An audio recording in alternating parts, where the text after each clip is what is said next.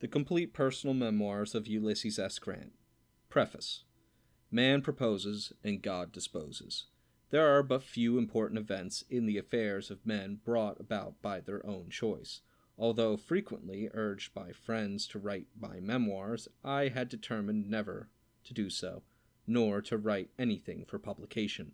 At the age of nearly 62, I received an injury from a fall which confined me closely to the house while it did not, apparently, affect my general health. This made study a pleasant pastime. Shortly after, the rascality of a business partner developed itself by the announcement of a failure. This was followed soon after by a universal depression of all securities, which seemed to threaten the extinction of a good part of the income still retained, and for which I am indebted to the kindly act of friends. At this juncture, the editor of the Century magazine asked me to write a few articles for him. I consented for the money it gave me, for at that moment I was living upon borrowed money. The work I found congenial, and I determined to continue it. The event is an important one for me, for good or evil. I hope for the former. In preparing these volumes for the public, I have entered upon the task with the sincere desire to avoid doing injustice to anyone, whether on the national or Confederate side, other than the unavoidable justice of not making mention often where special mention is due. There must be many errors of omission in this work, because the subject is too large to be treated of in 2 volumes in such ways as to do justice to all the officers and men engaged. There were thousands of instances during the rebellion of individual, company, regimental, and brigade deeds of heroism which deserve special mention, and are not here alluded to. The troops engaged in them will have to look to the detailed reports of their individual commanders for the full history of those deeds. The first volume, as well as a portion of the second, was written before I had reason to suppose I was in critical condition of health. Later I was reduced almost to the point of death, and it became impossible for me to attend to anything for weeks. I have, however, somewhat regained my strength, and am able, often, to devote as many hours a day as a person should devote to such work. I would have more hope of satisfying the expectation of the public if I could have allowed myself more time. I have used my best efforts with the aid of my eldest son, F.D. Grant, assisted by his brothers, to verify from the records every statement of fact given. The comments are my own, and show how I saw the matters, treated of whether others saw them in the same light or not. With these remarks, I present these volumes to the public, asking no favor, but hoping they will meet the approval of the reader. U.S. Grant, Mount McGregor, New York, July 1st, 1885. Chapter 1. Ancestry, Birth, Boyhood. My family is American and has been for generations, in all its branches, direct and collateral. Matthew Grant, the founder of the branch in America, of which I am a descendant, reached Dorchester, Massachusetts in May 1630. In 1635 he moved to what is now Windsor, Connecticut, and was the surveyor for that colony for more than 40 years. He was also, for many years of the time, town clerk. He was a married man when he arrived in Dorchester, but his children were all born in this country. His eldest son, Samuel, took lands on the east side of the Connecticut River, opposite Windsor, which have been held and occupied by descendants of his to this day. I am of the 8th generation from Matthew Grant, and 7th from Samuel.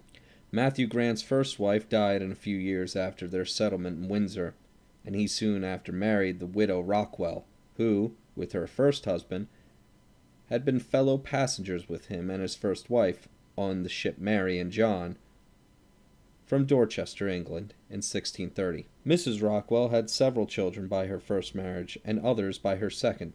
By intermarriage, 2 or 3 generations later, I am descended from both the wives of Matthew Grant. In the 5th descending generation, my great-grandfather Noah Grant and his younger brother Solomon held commissions in the English army in 1756 in the war against the French and Indians. Both were killed that year. My grandfather, also named Noah, was then but 9 years old. At the breaking out of the War of the Revolution, after the battles of Concord and Lexington, he went with the Connecticut Company to join the Continental Army, and was present at the Battle of Bunker Hill. He served until the fall of Yorktown, or through the entire Revolutionary War. He must, however, have been on furlough part of the time, as I believe most of the soldiers of that period were, for he married in Connecticut during the war, had 2 children, and was a widower at the close. Soon after this he emigrated to Westmoreland County, Pennsylvania, and settled near the town of Greensburg in that county. He took with him the younger of his 2 children, Peter Grant. The elder, Solomon, remained with his relatives in Connecticut until old enough to do for himself, when he emigrated to the British West Indies. Not long after his settlement in Pennsylvania, my grandfather, Captain Noah Grant, married a Miss Kelly, and in 1799 he emigrated again, this time to Ohio, and settled where the town of Deerfield now stands. He had now 5 children, including Peter, a son from his first marriage. My father, Jesse R. Grant, was the second child, oldest son by the second marriage. Peter Grant went early to Maysfield, Kentucky, where he was very prosperous, married, had a family of 9 children, and was drowned at the mouth of the Kanawha River, Virginia, in 1825, being at the time one of the wealthy men of the West. My grandmother Grant died in 1805, leaving 7 children. This broke up the family. Captain Noah Grant was not thrifty in the way of laying up stores on earth, and, after the death of his second wife, he went, with the 2 youngest children, to live with his son Peter in Maysville. The rest of the family found homes in the neighborhood of Deerfield. My father in the family of Judge Todd, the father of the late Governor Todd of Ohio. His industry and independence of character were such that I imagine his labor compensated fully for the expense of his maintenance. There must have been a cordiality in his welcome into the Todd family, for to the day of his death he looked upon Judge Todd and his wife with all the reverence he could have felt if they had been parents instead of benefactors. I have often heard him speak of Mrs. Todd as the most admirable woman he had ever known. He remained with the Todd family only a few years, until old enough to learn a trade. He went first, I believe, with his half-brother Peter Grant, who, though not a tanner himself, owned a tannery in Maysville, Kentucky. Here he learned his trade, and in a few years returned to Deerfield, and worked for, and lived in the family of Mr. Brown, the father of John Brown, whose body lies mouldering in the grave, where his soul goes marching on. I have often heard my father speak of John Brown, particularly since the events of Harper's Ferry. Brown was a boy when they lived in the same house, but he knew him afterwards, and regarded him as a man of great purity of character, of high moral and physical courage, but a fanatic and extremist in whatever he advocated. It was certainly the act of an insane man to attempt the invasion of the South and the overthrow of slavery with less than 20 men. My father set up for himself in business, establishing a tannery at Ravenna, the county seat of the Portage County. In a few years he removed from Ravenna and set up the same business at Point Pleasant, Claremont County, Ohio. During the minority of my father, the West afforded but poor facilities for the most opulent of the youth to acquire an education, and the majority were dependent, almost exclusively, upon their own exertions for whatever learning they obtained. I often heard him say that his time at school was limited to 6 months, when he was very young, too young, indeed, to learn much, or to appreciate the advantages of an education, and to a quartering school afterwards, probably while living with Judge Todd. But his thirst for education was intense. He learned rapidly, and was a constant reader up to the day of his death in his 80th year. Books were scarce in the Western Reserve during his youth, but he read every book he could borrow in the neighborhood where he lived. This scarcity gave him the early habit of studying everything he read, so that when he got through with a book, he knew everything in it. The habit continued through life. Even after reading the daily papers, which he never neglected, he could give all the important information they contained. He made himself an excellent English scholar, and before he was 20 years of age was a constant contributor to Western newspapers, and was also, from that time until he was 50 years old, an able debater in the societies for this purpose, which were common in the West at the time. He always took an active part in politics, but was never a candidate for office, except, I believe, that he was the first mayor of Georgetown. He supported Jackson for the presidency, but was a Whig, a great admirer of Henry Clay, and never voted for any other Democrat for the high office after Jackson. My mother's family lived in Montgomery County, Pennsylvania, for several generations. I have little information about her ancestors. Her family took no interest in genealogy, so that my grandfather, who died when I was 16 years old, knew only back to his grandfather. On the other side, my father took great interest in the subject, and in his researches he found that there was an entailed estate in Windsor, Connecticut, belonging to the family to which his nephew, Lawson Grant, still living, was the heir. He was so much interested in the subject that he got his nephew to empower him to act in the matter, and in 1832 or 1833, when I was a boy of 10 or 11 years old, he went to Windsor, proved the title beyond dispute, and perfected the claim of the owners for a consideration, $3,000, I think. I remember the circumstance well, and remember, too, hearing him say of his return that he found some widows living on the property, who had little or nothing beyond their homes. From these he refused to receive any recompense. My mother's father, John Simpson, moved to Montgomery County, Pennsylvania, to Claremont County, Ohio, about the year 1819, taking with him his 4 children, 3 daughters and 1 son. My mother, Hannah Simpson, was the third of these children, and was then over 20 years of age. Her oldest sister was at that time married, and had several children.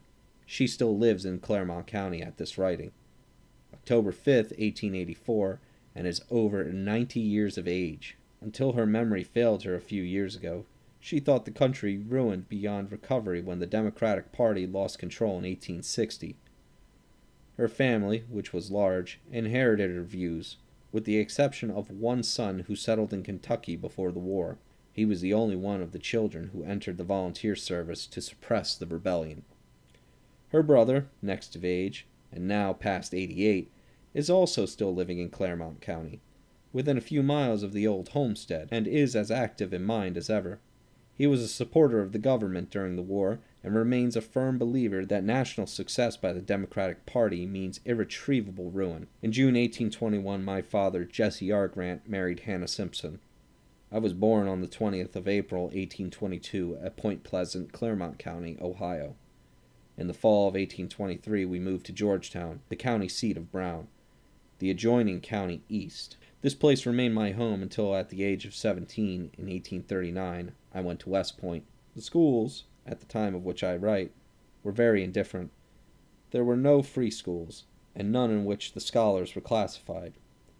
They were all supported by subscription, and a single teacher, who was often a man or a woman incapable of teaching much, even if they imparted all they knew, would have 30 or 40 scholars, male and female, from the infant learning the ABCs up to the young lady of 18 and the boy of 20, studying the highest branches taught. The 3 R's, reading, writing, arithmetic. I never saw an algebra or other mathematical work higher than arithmetic in Georgetown, until after I was appointed to West Point. I then bought a work on algebra in Cincinnati, but having no teacher, it was Greek to me. My life in Georgetown was uneventful. From the age of 5 or 6 until 17, I attended the subscription schools of the village, except during the winters of 1836-7 and 1838-9. The former period was spent in Maysville, Kentucky, attending the school of Richardson and Rand, and later in Ripley, Ohio, at a private school. I was not studious in habit, and probably did not make progress enough to compensate for the outlay for board and tuition. At all events, both winters were spent in going over the same old arithmetic, which I knew every word of before, and repeating, "A noun is the name of a thing," which I had also heard my Georgetown teachers repeat, until I had come to believe it. But I cast no reflections upon my old teacher, Richardson. He turned out bright scholars from his school, many of whom have filled conspicuous places in the service of their states. 2 of my contemporaries there, who I believe never attended any other institution of learning, have held seats in Congress and won, if not both, other high offices. These are Wadsworth and Brewster. My father was, from my earliest recollection, in comfortable circumstances, considering the times, his place of residence, and the community in which he lived. Mindful of his own lack of facilities for acquiring an education, his greatest desire in maturer years was for the education of his children. Consequently, as stated before, I never missed a quarter from school from the time I was old enough to attend till time of leaving home. This did not exempt me from labor. In my early days, everyone labored more or less in the region where my youth was spent, and more in proportion to their private means. It was only the very poor who were exempt. While my father carried on the manufacture of leather and worked at the trade himself, he owned and tilled considerable land. I detested the trade, preferring almost any other labor, but I was fond of agriculture and all employment in which horses were used. We had, among other lands, 50 acres of forest within a mile of the village. In the fall of the year, choppers were employed to cut enough wood to last a 12-month. When I was 7 or 8 years of age, I began hauling all the wood used in the house and shops. I could not load it on the wagons, of course, at the time, but I could drive, and the choppers would load, and someone at the house unload. When about 11 years old, I was strong enough to hold a plow. From that age until 17, I did all the work done with horses, such as breaking up the land, furrowing, plowing corn and potatoes, bringing in the crops when harvested, hauling all the wood, besides tending 2 or 3 horses, a cow or 2, and sawing wood for stoves, etc., while still attending school. For this I was compensated by the fact that there was never any scolding or punishing by my parents. No objections to rational enjoyments such as fishing, going to the creeks a mile away to swim in summer, taking a horse and visiting my grandparents in the adjoining county 15 miles off, skating on the ice in winter, or taking a horse and sleigh when there was snow on the ground.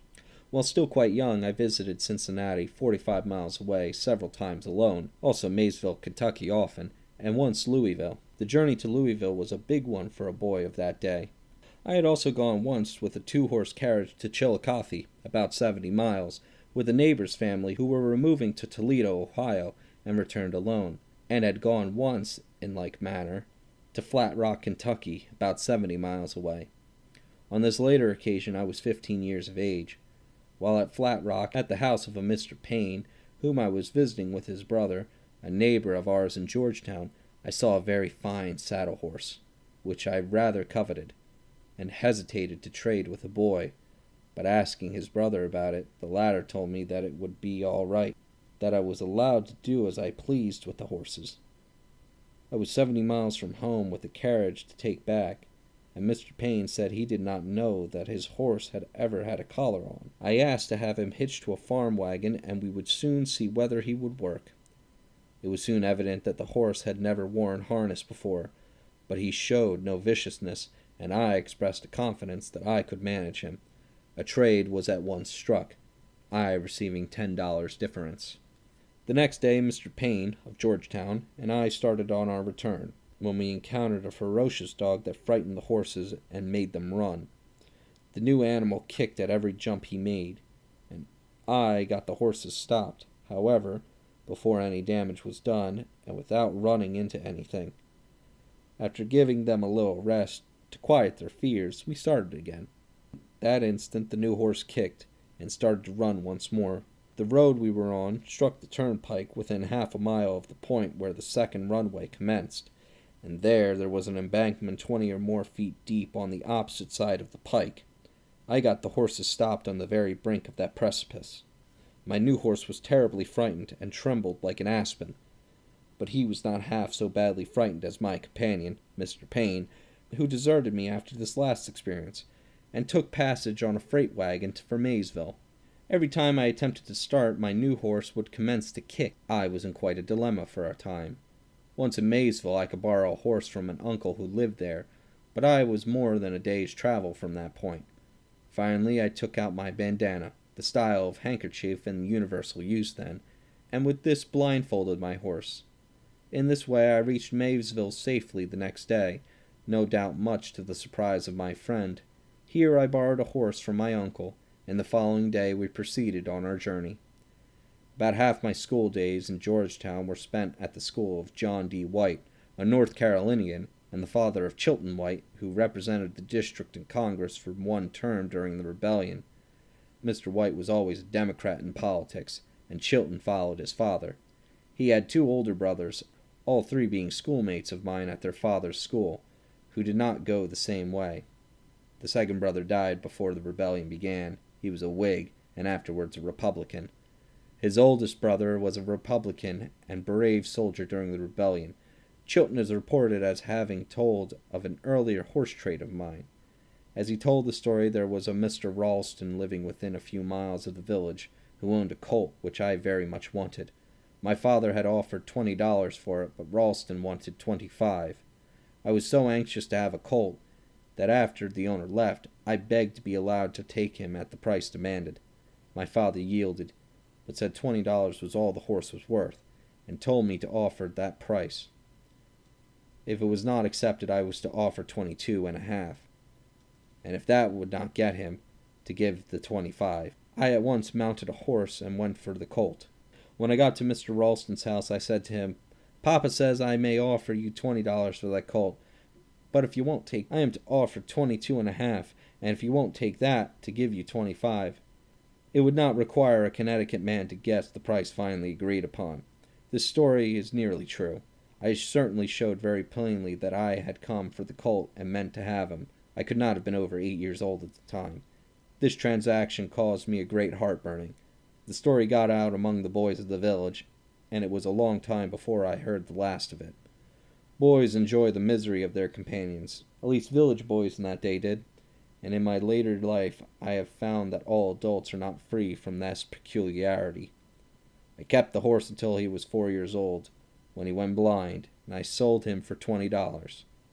When I went to Maysville to school in 1836, at the age of 14, I recognized my colt as one of the blind horses working on the tread wheel of the ferry boat. I have described enough of my early life to give an impression of the whole. I did not like to work, but I did as much of it while young as grown men could be hired to do in these days, and attended school at that same time. I had as many privileges as any boy in the village, and probably more than most of them. I have no recollection of ever having been punished at home, either by scolding or by the rod. But at school the case was different. The rod was freely used there, and I was not exempt from its influence. I could see John D. White, the schoolteacher, now, with his long beech switch always in his hand. It was not always the same one either. Switches were brought in bundles from a beechwood near the schoolhouse, by the boys for whose benefit they were intended. Often a whole bundle would be used up in a single day. I never had any hard feelings against my teacher, either while attending the school or in later years when reflecting upon my experience. Mr. White was a kind-hearted man, and was much respected by the community in which he lived. He only followed the universal custom of the period, and that under which he had received his own education. Chapter 2. West Point, Graduation. In the winter of 1838 to 1839, I was attending school at Ripley, only 10 miles distant from Georgetown, but spent the Christmas holidays at home. During this vacation, my father received a letter from the Honorable Thomas Morris, then United States Senator from Ohio. When he read it, he said to me, "Ulysses, I believe you are going to receive the appointment." "What appointment?" I inquired. "To West Point. I have applied for it." "But I won't go," I said. He said he thought I would. And I thought so too if he did. I really had no objection to going to West Point, except that I had a very exalted idea of the acquirements necessary to get through. I did not believe I possessed them, and could not bear the idea of failing. There had been 4 boys from our village or its immediate neighborhood who had been graduated from West Point, and never a failure of any one appointed from Georgetown, except in the case of the one whose place I was to take. He was the son of Dr. Bailey, our nearest and most intimate neighbor. Young Bailey had been appointed in 1837, finding before January examination following that he could not pass. He resigned and went to a private school, and remained there until the following year, when he was reappointed. Before the next examination he was dismissed. Dr. Bailey was a proud and sensitive man, and felt the failure of his son so keenly that he forbade his return home. There were no telegraphs in those days to disseminate news rapidly, no railroads west of the Alleghanies, and but few east. And above all, there were no reporters prying into other people's private affairs. Consequently, it did not become generally known that there was a vacancy at West Point from our district until I was appointed. I presume Mrs. Bailey confided to my mother the fact that Bartlett had been dismissed, and that the doctor had forbidden his son's return home. The Honorable Thomas L. Hamer, one of the ablest men Ohio ever produced, was our member of Congress at that time, and had the right of nomination. He and my father had been members of the same debating society, where they were generally pitted on opposite sides, and intimate personal friends from their early manhood up to a few years before. In politics, they differed. Hamer was a lifelong Democrat, while my father was a Whig. They had a warm discussion which finally became angry over some act of President Jackson, the removal of the deposit of public moneys, I think, after which they never spoke until after my appointment. I know both of them felt badly over this estrangement, and would have been glad at any time to come to reconciliation, but neither would make the advance. Under these circumstances, my father would not write to Hamer for the appointment, but he wrote to Thomas Morris, United States Senator from Ohio, informing him that there was a vacancy at West Point from our district, and that he would be glad if I could be appointed to fill it. This letter, I presume, was turned over to Mr. Hamer, and, as there was no other applicant, he cheerfully appointed me. This healed the branch between the two, never after reopened. Besides the argument used by my father in favor of my going to West Point, that he thought I would go, there was another very strong inducement. I had always a great desire to travel. I was already the best-traveled boy in Georgetown, except the sons of one man, John Walker, who had emigrated to Texas with his family, and immigrated back as soon as he could get the means to do so.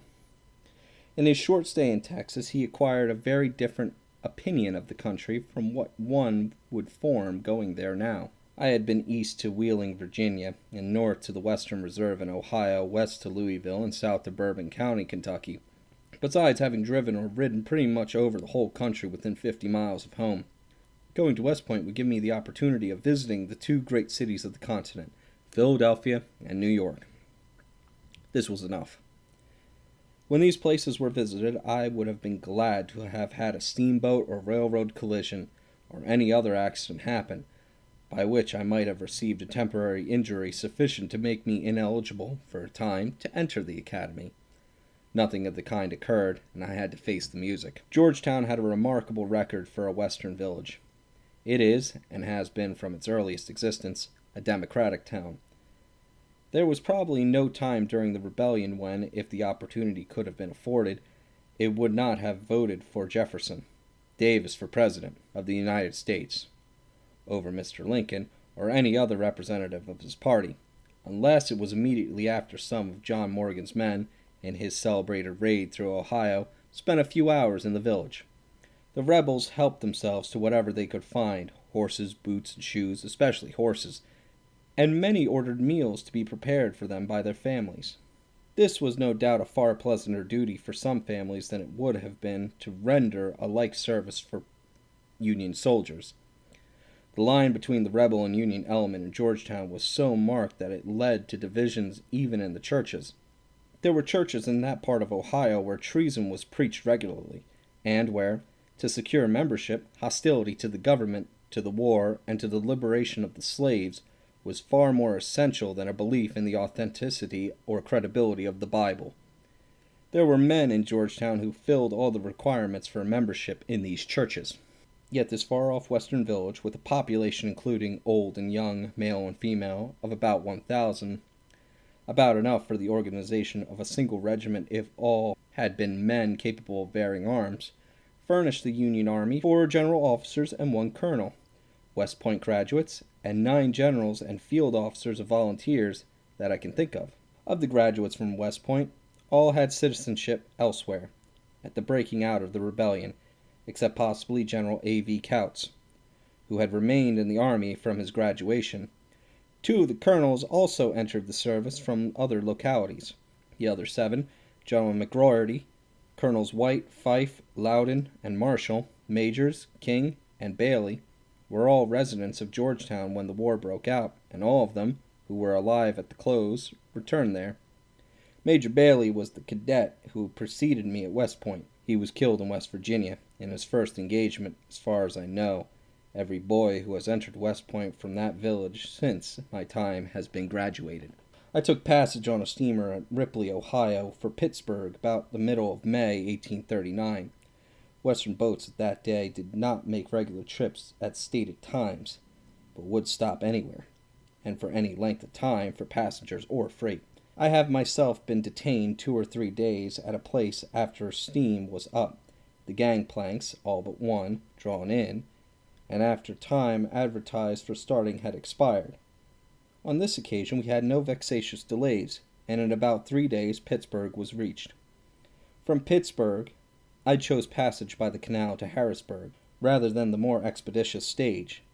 This gave a better opportunity of enjoying the fine scenery of western Pennsylvania, and I had a rather dread of reaching my destination at all. At that time the canal was much patronized by travelers, and, with the comfortable packets of the period, no mode of conveyance could be more pleasant, when time was not an object. From Harrisburg to Philadelphia there was a railroad, the first I had ever seen, except the one on which I had just crossed the summit of the Allegheny Mountains, and over which canal boats were transported. In traveling by the road from Harrisburg, I thought the perfection of rapid transit had been reached. We traveled at least 18 miles an hour, when at full speed, and made the whole distance averagely probably as much as 12 miles an hour. This seemed like annihilating space. I stopped 5 days in Philadelphia, saw about every street in the city, attended the theater, visited Girard College, which was then in course of construction, and got reprimanded from home afterwards for dallying by the way so long. My sojourn in New York was shorter, but long enough to enable me to see the city very well. I reported at West Point on the 30th or 31st of May, and about 2 weeks later passed my examination for admission without difficulty, very much to my surprise. A military life had no charms for me, and I had not the faintest idea of staying in the army even if I should be graduated, which I did not expect. The encampment which preceded the commencement of academic studies was very wearisome and uninteresting.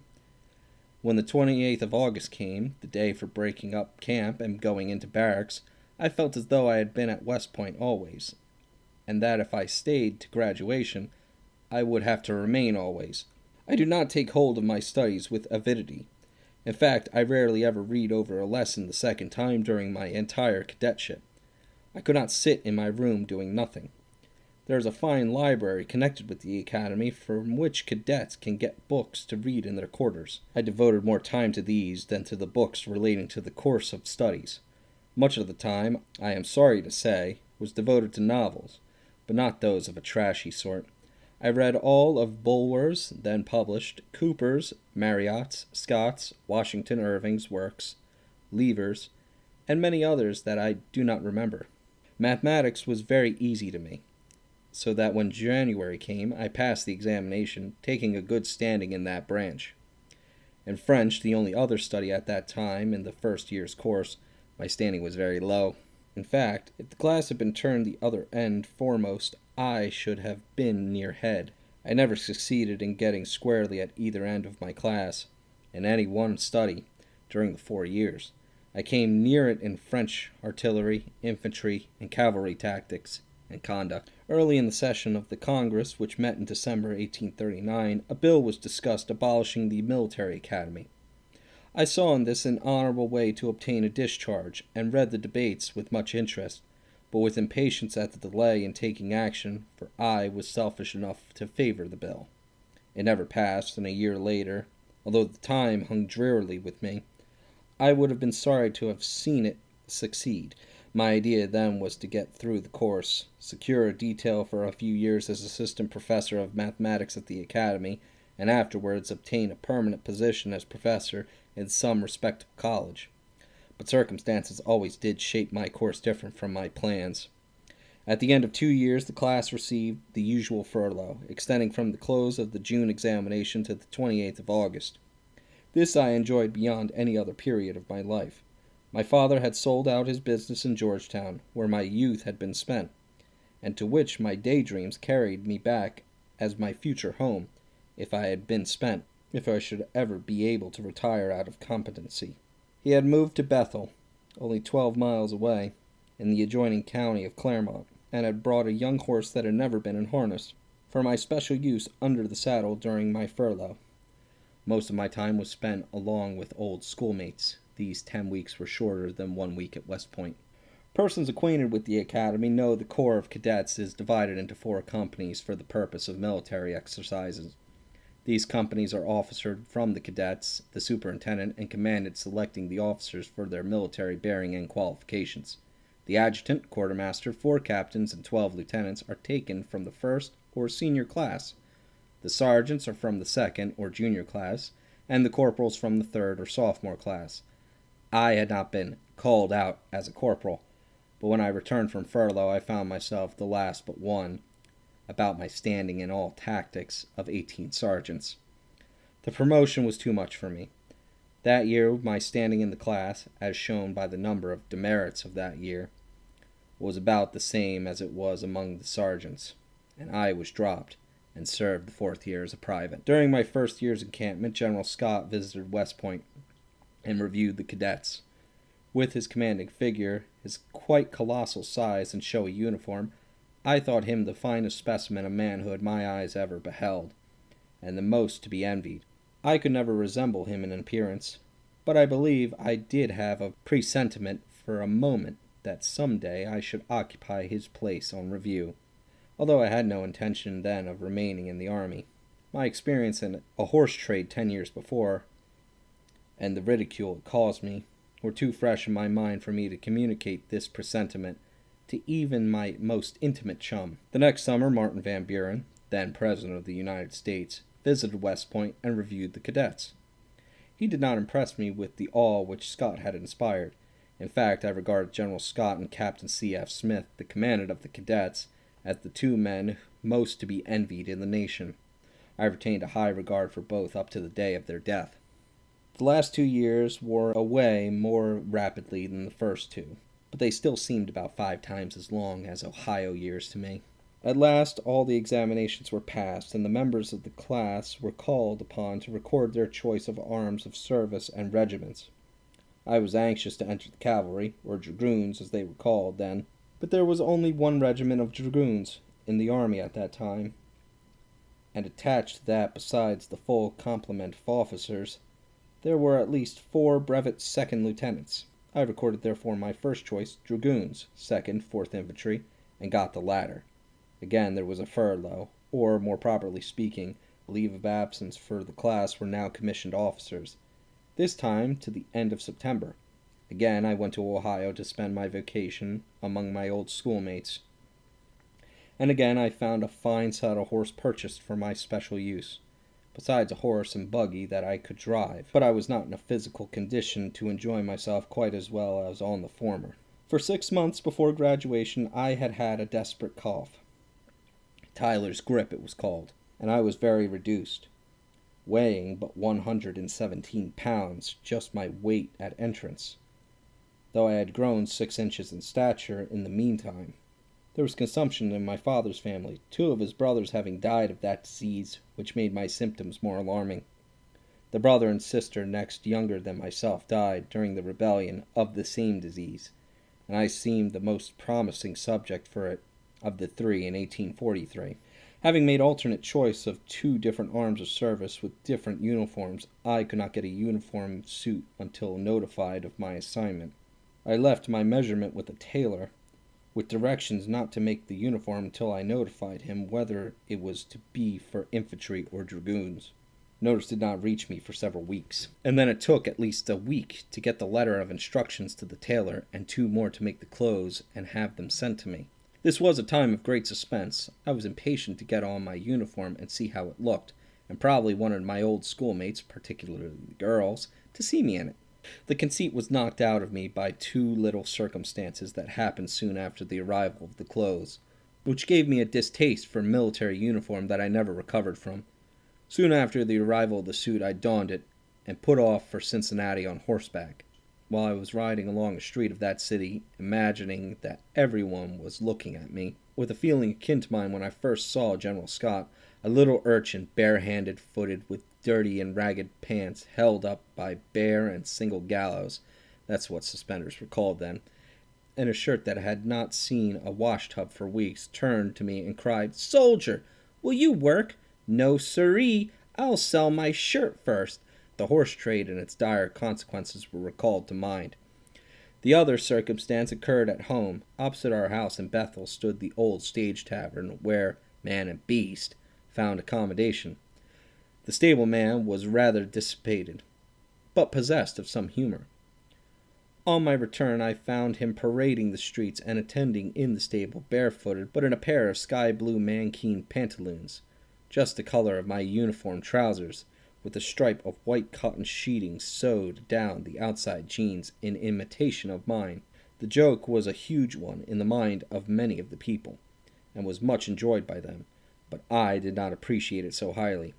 During the remainder of my leave of absence, my time was spent visiting friends in Georgetown and Cincinnati, and occasionally other towns in that part of the state. Chapter 3. Army Life, Causes of the Mexican War, Camp Salubrity. On the 30th of September, I reported for duty at Jefferson Barracks, St. Louis, with the 4th United States Infantry. It was the largest military post in the country at the time, being garrisoned by 16 companies of infantry, 8 of the 3rd Regiment, the remainder of the 4th.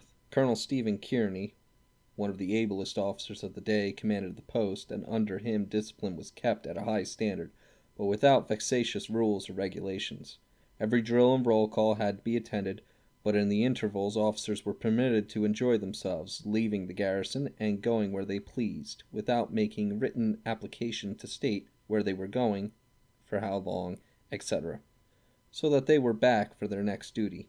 It did seem to me, in my early army days, that too many of the older officers, when they came to command posts, made it a study to think what orders they could publish to annoy their subordinates and render them uncomfortable. I noticed, however, a few years later, when the Mexican War broke out, that most of this class of officers discovered they were possessed of disabilities which entirely incapacitated them for active field service. They had the moral courage to proclaim it, too. They were right, but they did not always give their disease the right name. At West Point I had a classmate. In the last year of our studies he was roommate also, F.T. Dent, whose family resided some 5 miles west of Jefferson Barracks. 2 of his unmarried brothers were living at home at that time, and as I had taken with me from Ohio my horse, saddle, and bridle, I soon found my way out to Whitehaven, the name of the Dent estate. As I found the family congenial, my visits became frequent. There were at home, besides the young men, 2 daughters, one of school, miss of 15, the other girl of 8 or 9. There was still an older daughter of 17 who had been spending several years at boarding school in St. Louis, but who, though through school, had not yet returned home. She was spending the winter in the city with connections, the family of Colonel John O'Fallon, well known in St. Louis. In February she returned to her country home. After that I do not know, but my visits became more frequent. They certainly did become more enjoyable. We would often take walks or go on horseback to visit the neighbors, until I became quite well acquainted in that vicinity. Sometimes one of the brothers would accompany us, sometimes one of the younger sisters. If the 4th Infantry had remained at Jefferson Barracks, it is possible, even probable, that this life might have continued for some years without my finding out that there was anything serious the matter with me. But in the following May a circumstance occurred which developed my sentiment so palpably that there was no mistaking it. The annexation of Texas was at the time the subject of violent discussion in Congress, in the press, and by individuals. The administration of President Tyler, then in power, was making the most strenuous efforts to effect the annexation, which was, indeed, the great and absorbing question of the day. During these discussions, the greater part of the single rifle regiment in the army, the 2nd Dragoons, which had been dismounted a year or 2 before, and designated dismounted rifles, was stationed at Fort Jessup, Louisiana, some 25 miles east of the Texas line, to observe the frontier. About the 1st of May, the 3rd Infantry was ordered from Jefferson Barracks to Louisiana, to go into camp in the neighborhood of Fort Jessup, and there await further orders. The troops were embarked on steamers, M. were on their way down the Mississippi within a few days after the receipt of this order. About the time they started, I obtained a leave of absence for 20 days to go to Ohio to visit my parents. I was obliged to go to St. Louis to take a steamer for Louisville or Cincinnati, or the first steamer going up the Ohio River to any point. Before I left St. Louis, orders were received at Jefferson Barracks for the 4th Infantry to follow the 3rd. A messenger was sent after me to stop my leaving, but before he could reach me I was off, totally ignorant of these events. A day or two after my arrival at Bethel, I received a letter from a classmate and fellow lieutenant in the 4th, informing me of the circumstances related above, and advising me not to open any letter postmarked St. Louis or Jefferson Barracks until the expiration of my leave, and saying that he would pack up my things and take them along for me. His advice was not necessary, for no other letter was sent to me. I now discovered that I was exceedingly anxious to get back to Jefferson Barracks, and I understood the reason without explanation from anyone. My leave of absence required me to report for duty at Jefferson Barracks at the end of 20 days. I knew my regiment had gone up the Red River, but I was not disposed to break the letter of my leave. Besides, if I had proceeded to Louisiana direct, I could not have reached there until after the expiration of my leave. Accordingly, at the end of the 20 days, I reported for duty to Lieutenant Ewell, commanding at Jefferson Barracks, handing him at the same time my leave of absence. After noticing the phraseology of the order, leaves of absence were generally worded, at the end of which time he will report for duty with his proper command. He said he would give me an order to join my regiment in Louisiana. I then asked for a few days' leave before starting, which he readily granted. This was the same Ewell who acquired considerable reputation as a Confederate general during the rebellion. He was a man much esteemed, and deservedly so, in the old army, and proved himself a gallant and efficient officer in 2 wars, both, in my estimation, unholy.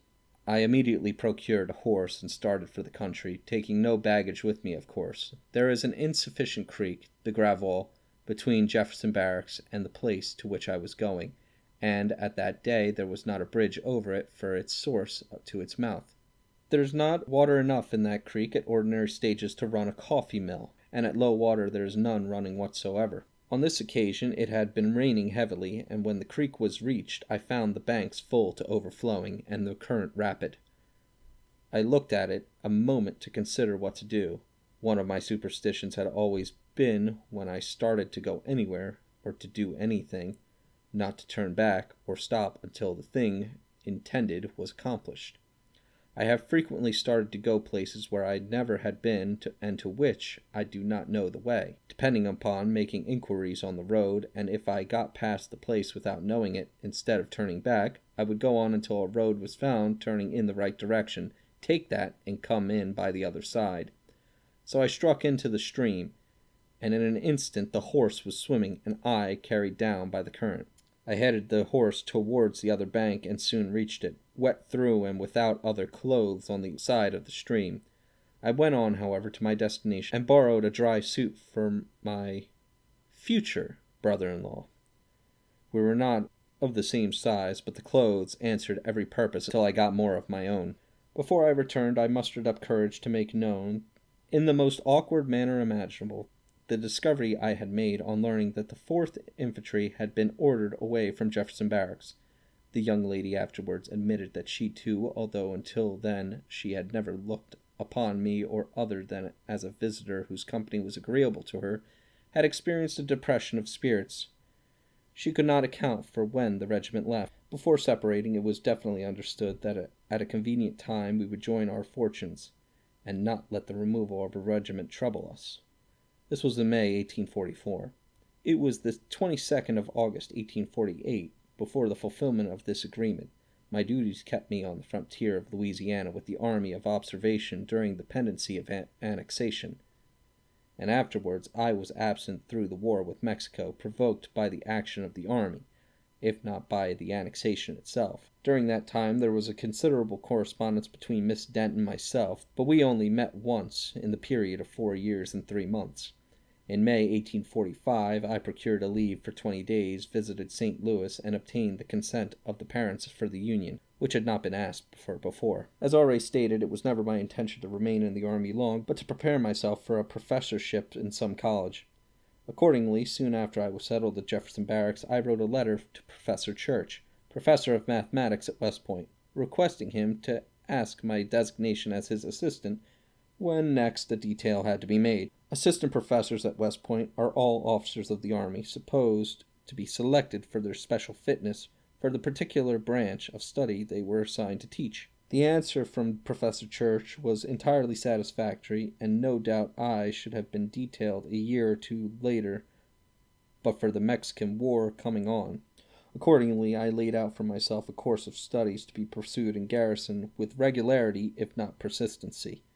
I reviewed my West Point course of mathematics during the 7 months at Jefferson Barracks, and read many valuable historical works besides an occasional novel. To help my memory, I kept a book in which I would write up, from time to time, my recollections of all I had read since last posting it. When the regiment was ordered away, I being absent at the time, my effects were packed up by Lieutenant Hazlitt of the 4th Infantry and taken along. I never saw my journal after, nor did I ever keep another, except for a portion of the time while traveling abroad.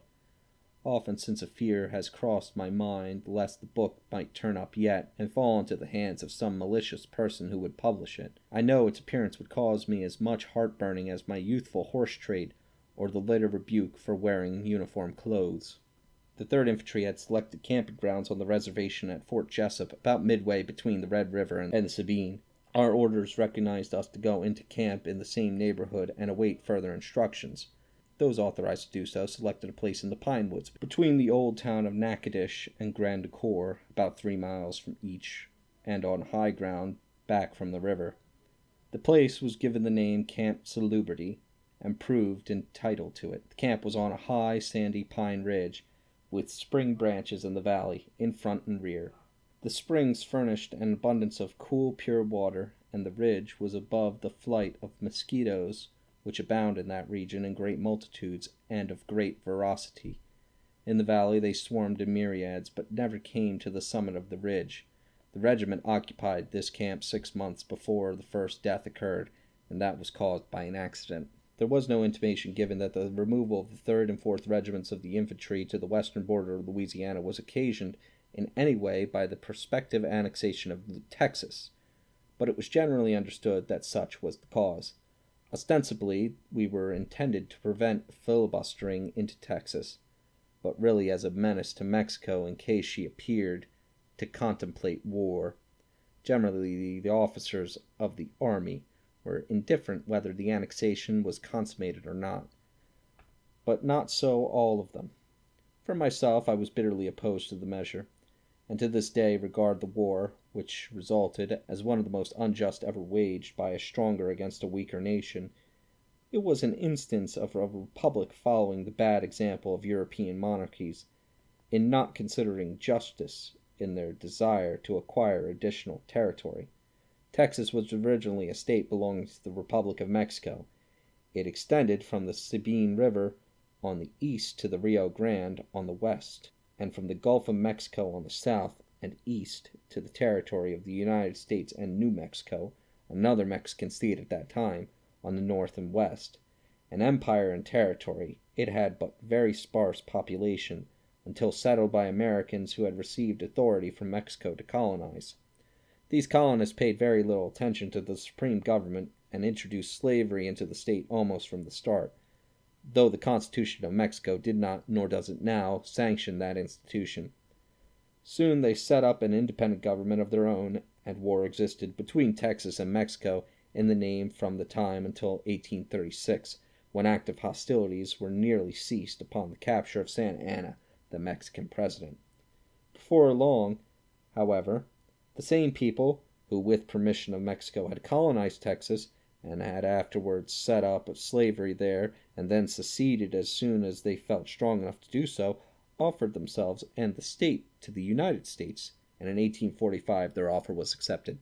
The occupation, separation, and annexation were, from the inception of the movement to its final consummation, a conspiracy to acquire territory out of which slave states might be formed from the American Union. Even if the annexation itself could be justified, the manner in which the subsequent war was forced upon Mexico cannot. The fact is, the annexationists wanted more territory than they could possibly lay any claim to as part of the new acquisition. Texas, as an independent state, never had exercised jurisdiction over the territory between the Uylsses River and the Rio Grande. Mexico had never recognized the independence of Texas and maintained that, even if independent, the state had no claim south of the Uylsses. I was aware that a treaty made by the Texans with Santa Anna while he was under duress ceded all the territory between the Uylsses and the Rio Grande, but he was a prisoner of war when the treaty was made, and his life was in jeopardy. He knew, too, that he deserved execution at the hands of the Texans, if they should ever capture him. The Texans, if they had taken his life, would have only followed the example set by Santa Anna himself a few years before, when he executed the entire garrison of the Alamo and the villagers of Goliad.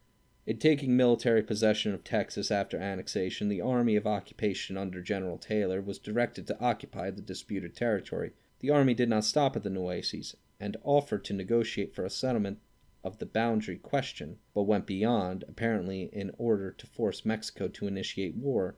It is to the credit of the American nation, however, that after conquering Mexico, and while practically holding the country in our possession, so that we could have retained the whole of it, or made any terms we chose, we paid a round sum for the additional territory taken, more than it was worth, or was likely to be, to Mexico. To us it was an empire, and of incalculable value, but it might have been obtained by other means. The Southern Rebellion was largely the outgrowth of the Mexican War. Nations, like individuals, are punished for their transgressions. We got our punishment in the most sanguinary and expensive war of modern times. The 4th Infantry went into camp at Salubrity in the month of May, 1844, with instructions, as I have said, to await further orders. At first, officers and men occupied ordinary tents. As the summer heat increased, these were covered by sheds to break the rays of the sun. The summer was whiled away in social enjoyments among the officers, in visiting those stationed at and near Fort Jessup, 25 miles away, visiting the planters of the Red Rivers and the citizens of Natchitoches and Grand Ecore. There was much pleasant intercourse between the inhabitants and the officers of the army. I retain very agreeable recollections of my stay at Camp Salubrity, and of the acquaintances made there, and no doubt my feeling is shared by the few officers living who were there at the time. I can call to mind only 2 officers of the 4th Infantry besides myself, who were at Camp Salubrity with the regiment, who are now alive. With the war in prospect, and belonging to a regiment that had an unusual number of officers detailed on special duty away from the regiment, my hopes of being ordered to West Point as instructor vanished. At the time of which I now write, officers in the quartermasters, commissaries, and adjutant general's departments were appointed from the line of the army, and did not vacate their regimental commissions until the regimental and staff commissions were for the same grades. Generally, lieutenants were appointed to captaincies to fill vacancies in the staff corps. If they should reach a captaincy in the line before they arrived at a majority in the staff, they would elect which commission they would retain. In the 4th Infantry, in 1844, at least 6 line officers were on duty in the staff, and therefore permanently detached from the regiment. Under these circumstances, I gave up everything like a special course of reading, and only read thereafter for my own amusement, and not very much for that, until the war was over. I kept a horse and rode, and stayed out of doors most of the time by day, and entirely recovered from the cough which I carried from West Point, and from all indications of consumption. I have often thought my life was saved, and my health restored, by exercise and exposure, enforced by an administrative act and a war, both which I disapproved. As summer wore away, and cool days and colder nights came upon us, the tents we were occupying ceased to afford comfortable quarters, and further orders not reaching us, we began to look about to remedy the hardship. Men were put to work getting out timber to build huts, and in a very short time all were comfortably housed, privates as well as officers. The outlay by the government in accomplishing this was nothing, or nearly nothing. The winter was spent more agreeable than the summer had been. There were occasional parties given by the planters along the coast, as the bottom lands of the Red River were called. The climate was delightful. Near the close of the short session of Congress in 1844-5, the bill for the annexation of Texas to the United States was passed. It reached President Tyler on the 1st of March, 1845, and promptly received his approval. When the news reached us, we began to look again for further orders. They did not arrive promptly, and on the 1st of May following, I asked and obtained a leave of absence for 20 days for the purpose of visiting St. Louis. The object of this visit has been before stated. Early in July, the long-expected orders were received, but they only took the regiment to New Orleans barracks. We reached there before the middle of the month, and again awaited weeks for still further orders. The yellow fever was raging in New Orleans during the time we remained there, and the streets of the city had the appearance of a continuously well-observed Sunday. I recollect but one occasion when this observance seemed to be broken by the inhabitants. One morning about daylight, I happened to awake, and hearing the discharge of a rifle not far off, I looked out to ascertain where the sound came from. I observed a couple of clusters of men nearby, and learned afterwards that it was nothing, only a couple of gentlemen deciding a difference of opinion with rifles at 20 paces.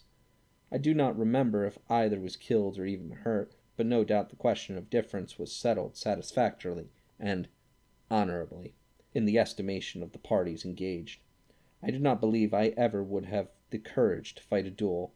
If any man should wrong me to the extent of my being willing to kill him, I would not be willing to give him the choice of weapons with which it should be done, and of the time, place, and distance separating us, when I executed him. If I should do another such a wrong as to justify him in killing me, I would make any reasonable atonement within my powers, if convinced of the wrong done. I place my opposition to dueling on higher grounds than here stated. No doubt a majority of the duels fought have been for want of moral courage on the part of those engaged to decline. At Camp Salubrity, and when we went to New Orleans barracks, the 4th Infantry was commanded by Colonel Vos, then an old gentleman who had not commanded on drill for a number of years. He was not a man to discover infirmity in the presence of danger. It now appeared that the war was imminent, and he felt that it was his duty to brush up his tactics. Accordingly, when we got settled down at our new post, he took command of the regiment at a battalion drill. Only 2 or 3 evolutions had gone through when he dismissed the battalion, and turning to his own quarters, dropped dead. He had not been complaining of ill health, but no doubt died of heart disease. He was a most estimable man, of exemplary habits, and by no means the author of his own disease. Chapter 4. Corpus Christi, Mexican smuggling, Spanish rule in Mexico, supplying transportation. Early in September, the regiment left New Orleans for Corpus Christi, now in Texas. Ocean steamers were not then common, and the passage was made in sailing vessels. At that time, there was not more than 3 feet of water in the channel at the outlet of Corpus Christi Bay. The debarkation, therefore, had to take place by small steamers, and at an island in the channel called Shell Island, the ships anchoring some miles out from shore. This made the work slow, and as the army was only supplied with 1 or 2 steamers, it took a number of days to effect the landing of a single regiment with its stores, camp and garrison equipment, etc. There happened to be pleasant weather while this was going on, but the land swell was so great that when the ship and steamer were on opposite sides of the same wave, they would be at considerable distance apart. The men and baggage were let down to a point higher than the lower deck of the steamer, and when ship and steamer got into trough between the waves, and were close together, the load would be drawn over the steamer and rapidly run down until it rested on the deck. After I had gone ashore, and had been on guard several days at Shell Island, quite 6 miles from the ship, I had occasion for some reason or other to return on board.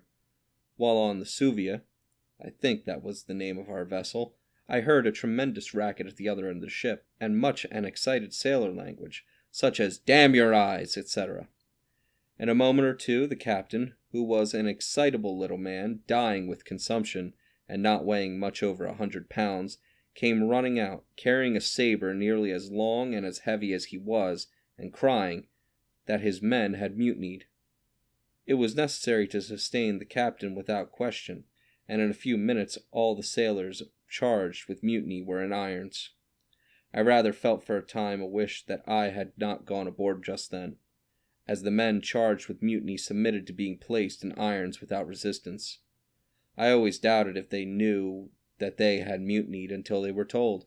By the time I was ready to leave the ship again, I thought I had learned enough of the working of the double and single pulley by which passengers were let down from the upper deck of the ship to the steamer below, and determined to let myself down without assistance. Without saying anything of my intentions to anyone, I mounted the railing, and took hold of the center rope just below the upper block. I put one foot on the hook below the lower block, and stepped off just as I did so someone called out, "Hold on." It was too late. I tried to hold on with all my might, but my heels went up, and my head went down so rapidly that my hold broke, and I plunged head foremost into the water, some 25 feet below, with such velocity that it seemed to me I would never stop. When I came to the surface again, being a fair summer, and not having lost my presence of mind, I swam around until a bucket was let down for me, and I was drawn up without a scratch or injury. I do not believe there was a man on board who sympathized with me in the least when they found me uninjured. I rather enjoyed the joke myself. The captain of the Suvia died of his disease a few months later, and I believe before the mutineers were tried. I hope they got clear, because, as stated before, I always thought the mutiny was all in the brain of a very weak and sick man. After reaching shore, or Shell Island, the labor of getting to Corpus Christi was slow and tedious. There was, if my memory serves me, but one small steamer to transport troops and baggage when the 4th Infantry arrived. Others were procured later. The distance from Shell Island to Corpus Christi was some 16 or 18 miles. The channel to the bay was so shallow that the steamer, small as it was, had to be dragged over the bottom when loaded. Not more than one trip a day could be effected. Later this was remedied by deepening the channel and increasing the number of vessels suitable to its navigation. Corpus Christi is near the head of the bay of the same name, formed by the entrance of the Uylsses River into tidewater, and is on the west bank of the bay. At the time of its first occupancy by the United States troops, there was a small Mexican hamlet there, containing probably less than 100 souls.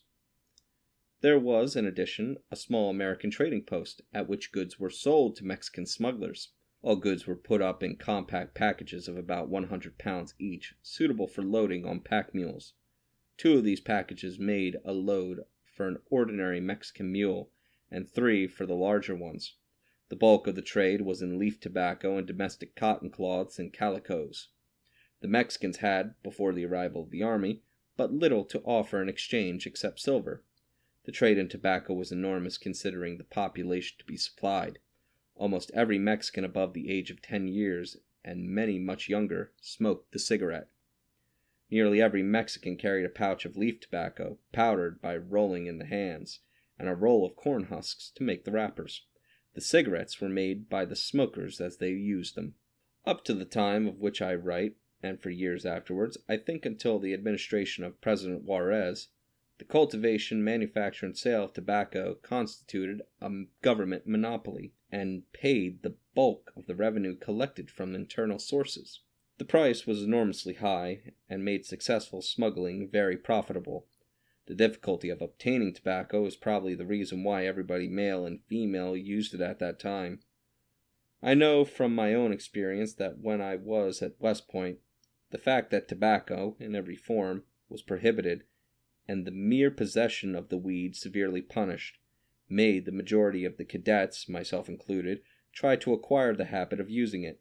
I failed utterly at the time, and for many years afterward, but the majority accomplished the object and their youthful ambition. Under Spanish rule, Mexico was prohibited from producing anything that the mother country could supply. The rule excluded the cultivation of the grape, olive, and many other articles to which the soil and climate were well adapted. The country was governed for revenue only, and tobacco, which cannot be raised in Spain, but is indigenous to Mexico, offered a fine instrumentally for securing this prime object of government. The native population had been in the habit of using the weed from a period back of any recorded history of this continent. Bad habits, if not restrained by law or public opinion, spread more rapidly and universally than good ones, and the Spanish colonists adapted the use of tobacco almost as generally as the natives. Spain, therefore, in order to secure the largest revenue from this source, prohibited the cultivation except in specified localities, and in these places farmed out the privilege at a very high price. The tobacco, when raised, could only be sold to the government, and the price to the consumer was limited only by the avarice of the authorities and the capacity of the people to pay. All laws for the government of the country were enacted in Spain, and the officers for their execution were appointed by the crown and sent out to the new El Dorado. The Mexicans had been brought up ignorant of how to legislate or how to rule. When they gained their independence after many years of war, it was the most natural thing in the world that they should adopt as their own the laws then in existence. The only change was that Mexico became her own executor of the laws and the recipient of the revenues. The tobacco tax, yielding so large a revenue under the law as it stood, was one of the last, if not the very last, of the obnoxious imposts to be repealed. Now the citizens are allowed to cultivate any crops the soil will yield. Tobacco is cheap, and every quality can be produced. Its use is by no means so general when I first visited the country. Gradually, the army of occupation assembled at Corpus Christi. When it was all together, it consisted of 7 companies of the 2nd Regiment of Dragoons, 4 companies of light artillery, 5 regiments of infantry, the 3rd, 4th, 5th, 7th, and 8th, and 1 regiment of artillery acting as infantry, not more than 3,000 men in all. General Zachary Taylor commanded the whole. There were troops enough in one body to establish a drill and discipline sufficient to fit men and officers for all they were capable of in case of battle. The rank and file were composed of men who had enlisted in the time of peace to serve for $7 a month and were necessarily inferior as material to the average volunteers enlisted later in the war expressly to fight, and also to the volunteers in the war for the preservation of the Union. The men engaged in the Mexican War were brave, and the officers of the regular army, from highest to lowest, were educated in their profession.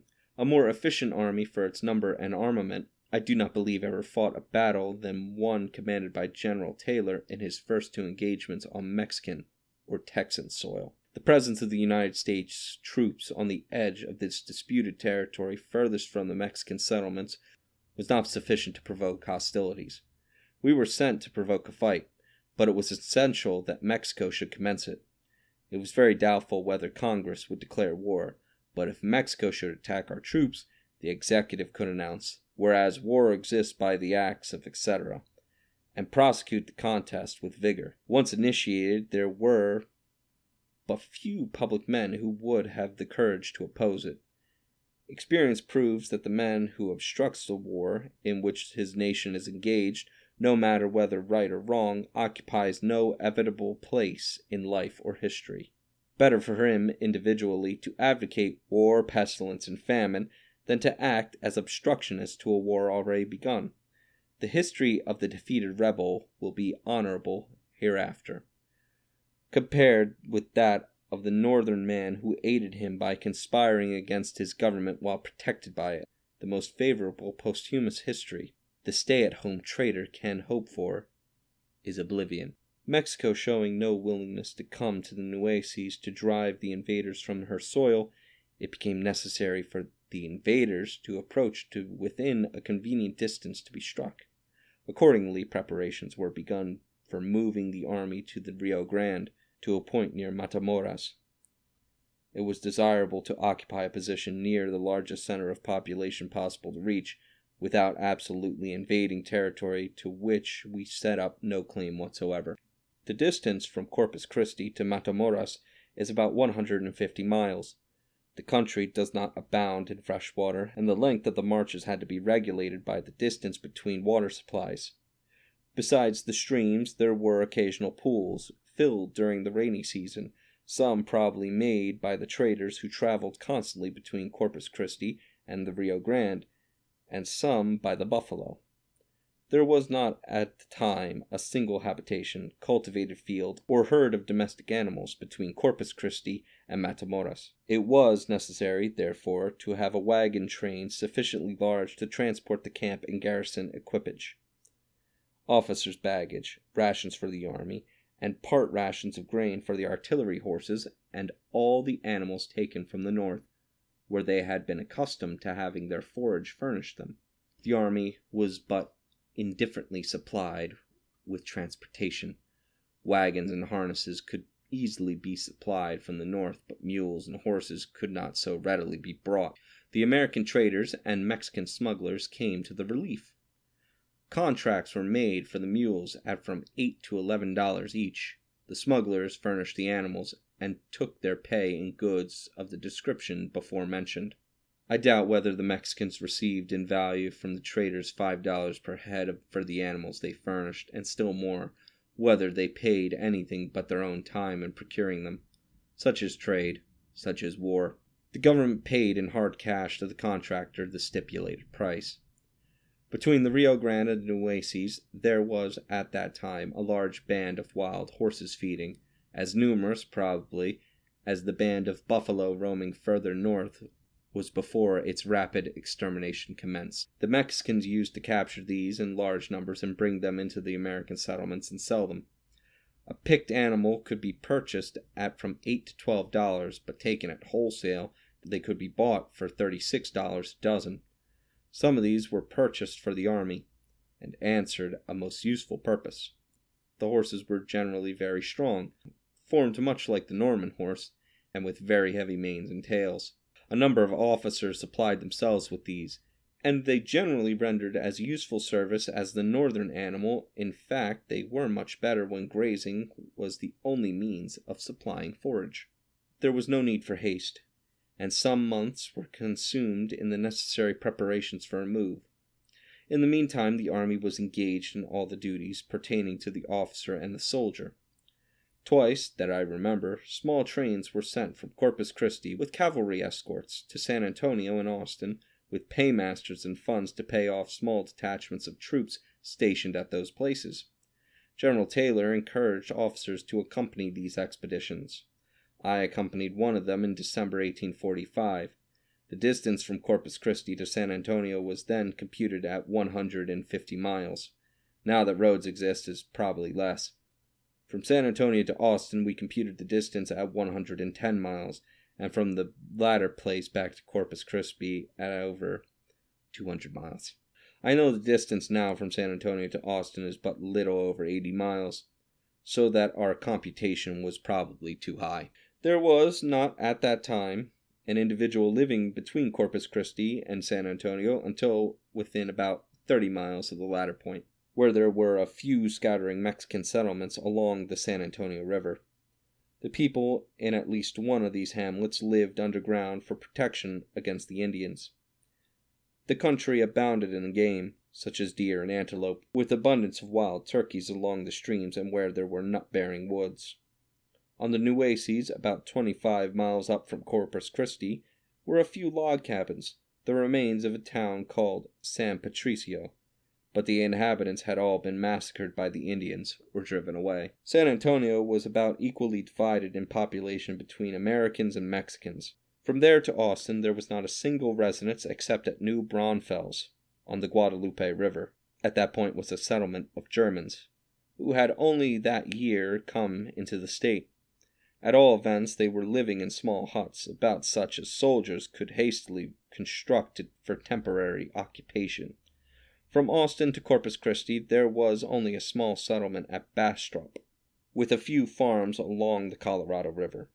But after leaving that, there were no settlements except the home of one man, with one female slave, at the old town of Goliad. Some of the houses were still standing. Goliad had been quite a village for the period and region, but some years before there had been a Mexican massacre in which every inhabitant had been killed or driven away. This, with the massacre of the prisoners in the Alamo, San Antonio, about the same time, more than 300 men in all, furnished the strongest justification the Texans had for carrying on the war with so much cruelty. In fact, from the time until the Mexican War, the hostilities between Texans and Mexicans was so great that neither was safe in the neighborhood of the other, who might be in superior numbers or possessed of superior arms. The man we found living there seemed like an old friend. He had come from near Fort Jessup, Louisiana, where the officers of the 3rd and 4th Infantry and the 2nd Dragoons had known him and his family. He had emigrated in advance of his family to build a home for them. Chapter 5. Trip to Austin, Promotion to Full Second Lieutenant, Army of Occupation. When our party left Corpus Christi, it was quite large, including the cavalry escort, Paymaster Major Dix, his clerk, and the officers who, like myself, were simply on leave, but all the officers on leave, except Lieutenant Benjamin, afterwards killed in the Valley of Mexico. Lieutenant, now General, Augur, and myself concluded to spend their allotted time at San Antonio and return from there. We were all to be back at Corpus Christi by the end of the month. The paymaster was detained in Austin so long that, if we had waited for him, we would have exceeded our leave. We concluded, therefore, to start back at once with the animals we had, and having to rely principally on grass for their food, it was a good 6 days' journey. We had to sleep on the prairie every night, except at Goliad, and possibly one night on the Colorado, without shelter and with only such food as we carried with us and prepared ourselves. The journey was hazardous on account of Indians, and there were white men in Texas whom I would not have cared to meet in a secluded place. Lieutenant Augur was taken seriously sick before we reached Goliad and at a distance from any habitation. To add to the complication, his horse, a mustang that had probably been captured from the band of wild horses before alluded to and of undoubted longevity at his capture, gave out. It was absolutely necessary to get forward to Goliad to find a shelter for our sick companion. By dint of patience and exceedingly slow movements, Goliad was at last reached, and a shelter and bed secured for our patient. We remained over a day, hoping that Augur might recover sufficiently to resume his travels. He did not, however, and knowing that Major Dix would be along in a few days, with his wagon train, now empty, and escort, we arranged with our Louisiana friend to take the best care of the sick lieutenant until thus relieved, and went on. I had never been a sportsman in my life, had scarcely ever gone in search of game, and rarely seen any when looking for it. On this trip there was no minute of time while traveling between San Patricio and the settlements on the San Antonio River, from San Antonio to Austin, and again from the Colorado River back to San Patricio, when deer or antelope could not be seen in great numbers. Each officer carried a shotgun, and every evening, after going into camp, some would go out and soon return with venison and wild turkeys enough for the entire camp. I, however, never went out, and had no occasion to fire my gun. Except being detained over a day at Goliad, Benjamin and I concluded to go down to the creek, which was fringed with timber, much of it the pecan, and bring back a few turkeys. We had scarcely reached the edge of the timber when I heard the flutter of wings overhead, and in an instant I saw 2 or 3 turkeys flying away. These were soon followed by more, then more, and more, until a flock of 20 or 30 had left from just over my head. All this time I stood watching the turkeys to see where they flew, with my gun on my shoulder, and never once thought of leveling it at the birds.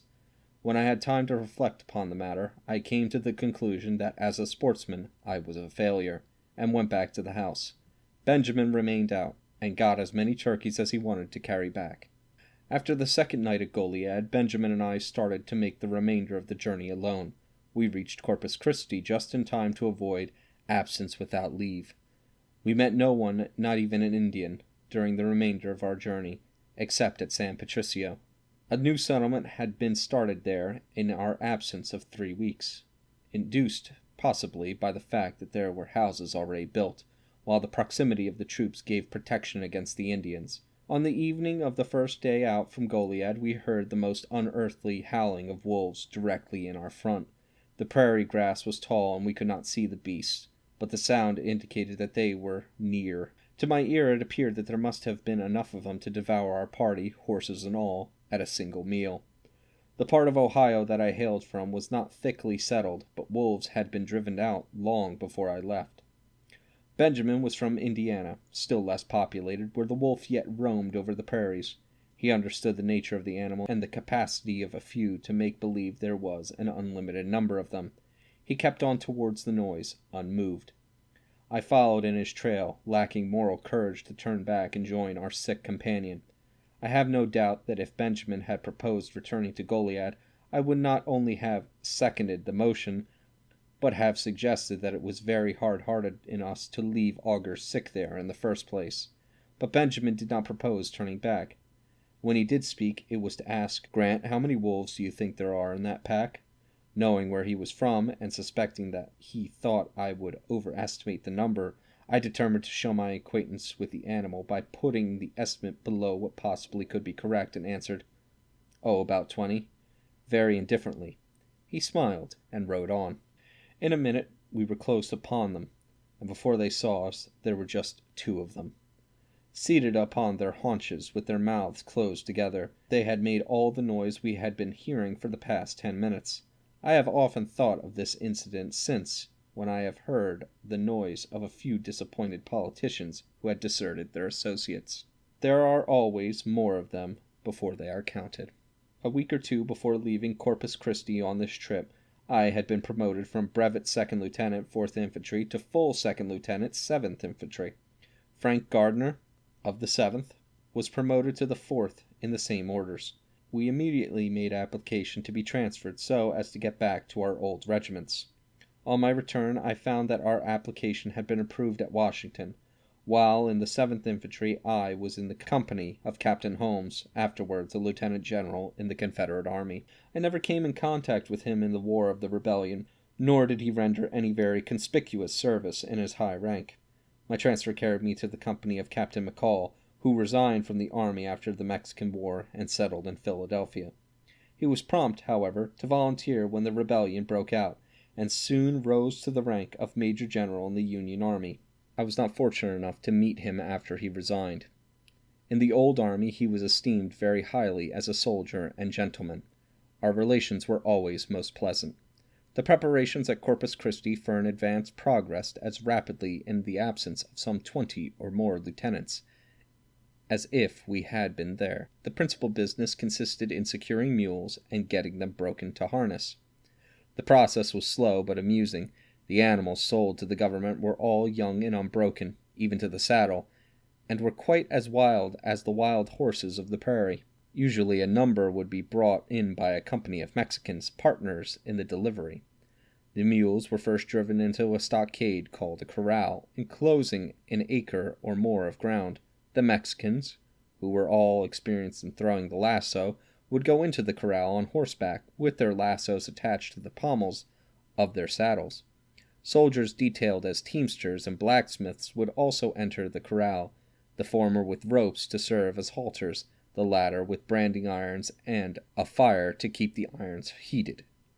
A lasso was then thrown over the neck of a mule, when he would immediately go to the length of his tether, first one end, then the other in the air. While he was thus plunging and gyrating, another lasso would be thrown by another Mexican, catching the animal by a forefoot. This would bring the mule to the ground, when he was seized and held by the teamsters while the blacksmith put upon him with hot irons the initials U.S. Ropes were then put about the neck with a slip noose, which would tighten around the throat if pulled.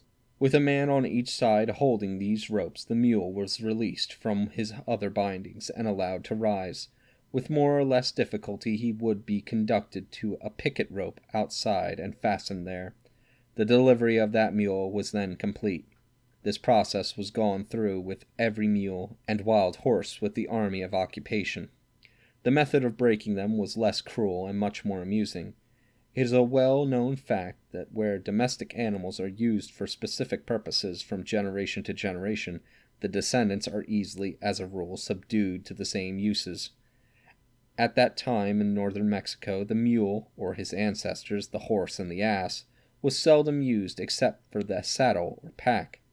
At all events, the Corpus Christi mule resisted the new use to which he was being put. The treatment he was subjected to in order to overcome his prejudices was summary and effective.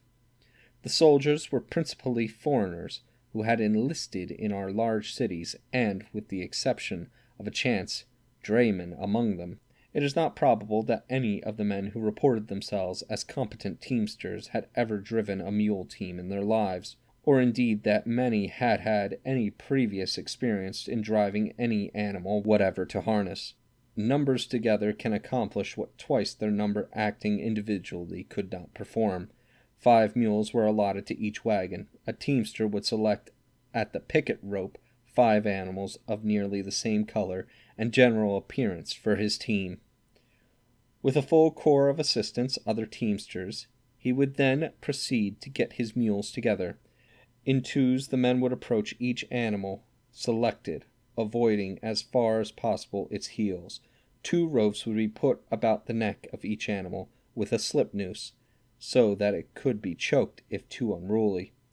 They were then led out, harnessed by force and hitched to the wagon in the position they had to keep ever after. 2 men remained on either side of the leader, with the lassos about its neck, and 1 man retained the same restraining influence over each of the others. All being ready, the hold would be slackened, and the team started. The first motion was generally 5 mules in the air at one time, backs bowed, hind feet extended to the rear. After repeating this movement a few times, the leaders would start to run. This would bring the breeching tight against the mules at the wheels, which these last seemed to regard as a most unwarranted attempt at coercion, and would resist by taking a seat, sometimes going so far as to lie down. In time all were broken in to do their duty submissively, if not cheerfully. But there never was a time during the war when it was safe to let a Mexican mule get entirely loose. Their drivers were all teamsters by the time they got through. I recollect one case of a mule that had worked in a team under the saddle, not only for some time at Corpus Christi, where he was broken, but all the way to the point opposite Matamoras, then to Camargo, where he got loose from his fastenings during the night. He did not run away at first, but stayed in the neighborhood for a day or 2, coming up sometimes to the feed trough even. But on approach of the teamster he always got out of the way. At last, growing tired of the constant effort to catch him, he disappeared altogether. Nothing short of a Mexican with his lasso could have caught him. Regulations would not have warranted the expenditure of $1 in hiring a man with a lasso to catch that mule, but they did allow the expenditure of the mule on a certificate that he had run away without any fault of the quartermaster on whose returns he was born, and also the purchase of another to take his place. I am a competent witness, for I was regimental quartermaster at the time. While at Corpus Christi, all officers who had a fancy for riding kept horses. The animals cost but little in the first instance, and when picketed, they would get their living without any cost. I had 3 not long before the army moved, but a sad accident bereft me of them all at one time. A colored boy who gave them all the attention they got, besides looking after my tent and that of a classmate and fellow lieutenant and cooking for us, all for about $8 per month, was riding one to water and leading the other 2. The led horses pulled him from his seat, and all 3 ran away. They were never heard of afterwards. Shortly after that, someone told Captain Bliss, General Taylor's adjutant general, of my misfortune. "Yes, I heard Grant lost $5 or $6 worth of horses the other day," he replied. "That was a slander. They were broken to the saddle when I got them, and cost nearly $20. I never suspected the colored boy of malicious intent in letting them get away, because, if they had not escaped, he could have one of them to ride on the long march then in prospect." Chapter 6. Advance of the Army, Crossing the Colorado, the Rio Grande. At last the preparations were complete and orders were issued for the advance to begin on the 8th of March. General Taylor had an army of not more than 3,000 men. 1 battery, the siege guns, and all the convalescent troops were sent on by water to Bravo, Santiago, at the north of the Rio Grande. A guard was left back at Corpus Christi to look after public property and to take care of those who were too sick to be removed. The remainder of the army, probably not more than 2,500 men, was divided into 3 brigades, with the cavalry independent. Colonel Twiggs, with 7 companies of dragoons and a battery of light artillery, moved on the 8th. He was followed by the 3 infantry brigades, with a day's interval between the commands. Thus the rear brigade did not move from Corpus Christi until the 11th of March. In view of the immense bodies of men moved on the same day over narrow roads, through dense forests, and across large streams, in our late war, it seems strange now that a body of less than 3,000 men should have been broken into 4 columns, separated by a day's march. General Taylor was opposed to anything like plundering by the troops, and in this instance, I doubt not, he looked upon the enemy as the aggrieved party and was not willing to injure them further than his instructions from Washington demanded. His orders to the troops enjoined scrupulous regard for the rights of all peaceable persons and the payment of the highest price for all supplies taken for the use of the army. All officers of foot regiments who had horses were permitted to ride them on the march when it did not interfere with their military duties. As already related, having lost my $5 or $6 worth of horses but a short time before I determined not to get another, but to make the journey on foot, my commander, Captain McCall, had 2 good American horses, of considerably more value in that country, where native horses were cheap, than they were in the States. He used one himself and wanted the other for his servant. He was quite anxious to know whether I did not intend to get me another horse before the march began. I told him no, I belonged to a foot regiment. I did not understand the object of his solicitude at the time, but when we were about to start, he said, "There, Grant, is a horse for you." I found that he could not bear the idea of his servant riding on a long march while his lieutenant went afoot.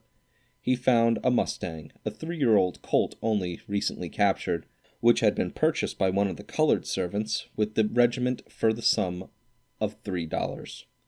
It was probably the only horse at Corpus Christi that could have been purchased just then for any reasonable price. $5, 66 2/3% advance induced the owner to part with the Mustang. I was sorry to take him because I really felt that, belonging to a foot regiment, it was my duty to march with the men, but I saw the captain's earnestness in the matter, and accepted the horse for the trip. The day we started was the first time the horse had ever been under saddle. I had, however, but little difficulty in breaking him, though for the first day there were frequent disagreements between us as to which way we should go, and sometimes whether we should go at all. At no time during the day could I choose exactly the part of the column I would march with, but after that I had as tractable a horse as any with the army, and there was none that stood the trip better. He never ate a mouthful of food on the journey except the grass he could pick within the length of his picket rope. A few days out from Corpus Christi, the immense herd of wild horses that ranged at that time between the Uylsses and the Rio Grande was seen directly in advance of the head of the column and but a few miles off. It was the very band from which the horse I was riding had been captured but a few weeks before. The column was halted for a rest, and a number of officers, myself among them, rode out 2 or 3 miles to the right to see the extent of the herd. The country was a rolling prairie, and, from the higher ground, the vision was obstructed only by the earth's curvature. As far as the eye could reach to our right, the herd extended. To the left, it extended equally. There was no estimating the number of animals in it. I have no idea that they could all have been corralled in the state of Rhode Island or Delaware at one time. If they had been, they would have been so thick that the pasture would have given out the first day. People who saw the southern herd of buffalo 15 or 20 years ago can appreciate the size of the Texas band of wild horses in 1846. At the point where the army struck the little Colorado River, the stream was quite wide and of sufficient depth for navigation. The water was brackish and the banks were fringed with timber. Here the whole army concentrated before attempting to cross. The army was not accompanied by a pontoon train, and at that time the troops were not instructed in bridge building. To add to the embarrassment of the situation, the army was here, for the first time, threatened with opposition. Buglers, concealed from our view by the brush on the opposite side, sounded the assembly and other military calls. Like the wolves before spoken of, they gave the impression that there was a large number of them, and that, if the troops were in proportion to the noise, they were sufficient to devour General Taylor and his army. They were probably but few troops, and those engaged principally in watching the movements of the invader. A few of our cavalry dashed in, and forded and swam the stream, and all opposition was soon dispersed. I do not remember that a single shot was fired. The troops waded the stream, which was up to our necks in the deepest part. Teams were crossed by attaching a long rope at the end of the wagon tongue, passing it between the 2 swing mules and by the side of the leader. hitching his bridle as well as the bridle of the mules in rear to it, and carrying the end to men on the opposite shore. The bank down to the water was steep on both sides. A rope long enough to cross the river, therefore, was attached to the back axle of the wagon, and men behind would hold the rope to prevent the wagon beating the mules into the water. This latter rope also served the purpose of bringing the end of the forward one back, to be used over again. The water was deep enough for a short distance to swim the little Mexican mules which the army was then using, but they, and the wagons, were pulled through so fast by the men at the end of the rope ahead, that no time was left to show their obstinacy. In this manner, the artillery and transportation of the Army of Occupation crossed the Colorado River. About the middle of the month of March, the advance of the army reached the Rio Grande, and went into camp near the banks of the river, opposed the city of Matamoros, and almost under the guns of a small fort at the lower end of the town. There was not at that time a single habitation from Corpus Christi until the Rio Grande was reached. The work of fortifying was commenced at once. The fort was laid out by the engineers, but the work was done by the soldiers under the supervision of their officers, the chief engineer retaining general directions. The Mexicans now became so incensed at our near approach that some of their troops crossed the river above us, and made it unsafe for small bodies of men to go far beyond the limits of the camp. They captured 2 companies of dragoons, commanded by Captains Thornton and Hardy. The latter figured as general in the late war on the Confederate side, and was author of the tactics first used by both armies. Lieutenant Theodric Porter, of the 4th Infantry, was killed while out with a small detachment, and Major Cross, the Assistant Quartermaster General, had also been killed not far from the camp. There was no base of supplies nearer than Point Isabel, on the coast, north of the mouth of the Rio Grande, and 25 miles away. The enemy, if the Mexicans could be called such at that time when no war had been declared, hovered about in such numbers that it was not safe to send a wagon train after supplies with any escort that could be spared. I have already said that General Taylor's whole command on the Rio Grande numbered less than 3,000 men. He had, however, a few more troops at Point Isabel or Bravos Santiago. The supplies brought from Corpus Christi in wagons were running short. Work was therefore pushed with great vigor on the defenses, to enable the minimum number of troops to hold the fort. All the men who could be employed were kept at work from early dawn until darkness closed the labors of the day. With all this, the fort was not completed until the supplies grew so short that further delay in obtaining more could not be thought of. By the latter part of April, the work was in a partially defensible condition, and the 7th Infantry, Major Jacob Brown commanding, was marched in to garrison it, with some few pieces of artillery. All the supplies on hand, with the exception of enough to carry the rest of the army to Point Isabel, were left with the garrison, and the march was commenced with the remainder of the command, every wagon being taken with the army. Early on the 2nd day after starting, the force reached its destination. Without opposition from the Mexicans, there was some delay in getting supplies ashore from the vessels at anchor in the open roadstead. Chapter 7.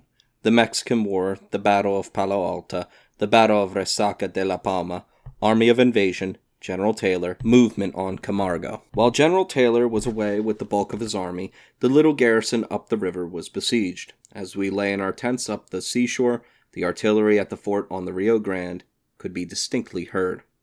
The war had begun.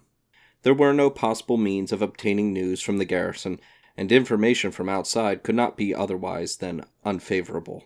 What General Taylor's feelings were during this suspense, I do not know, but for myself, a young second lieutenant who had never heard of hostile gun before, I felt sorry that I had enlisted. A great many men, when they smell battle afar off, chafe to get into the fray. When they say so themselves, they generally fail to convince their hearers that they are as anxious as they would like to make believe. And as they approach danger, they become more subdued. This rule is not universal, for I have known a few men who are always aching for a fight when there was no enemy near, who were as good as their word when the battle did come, but the number of such men is small. On the 7th of May, the wagons were all loaded, and General Taylor started on his return. With his army reinforced at Point Isabel, but still less than 3,000 strong, to relieve the garrison on the Rio Grande.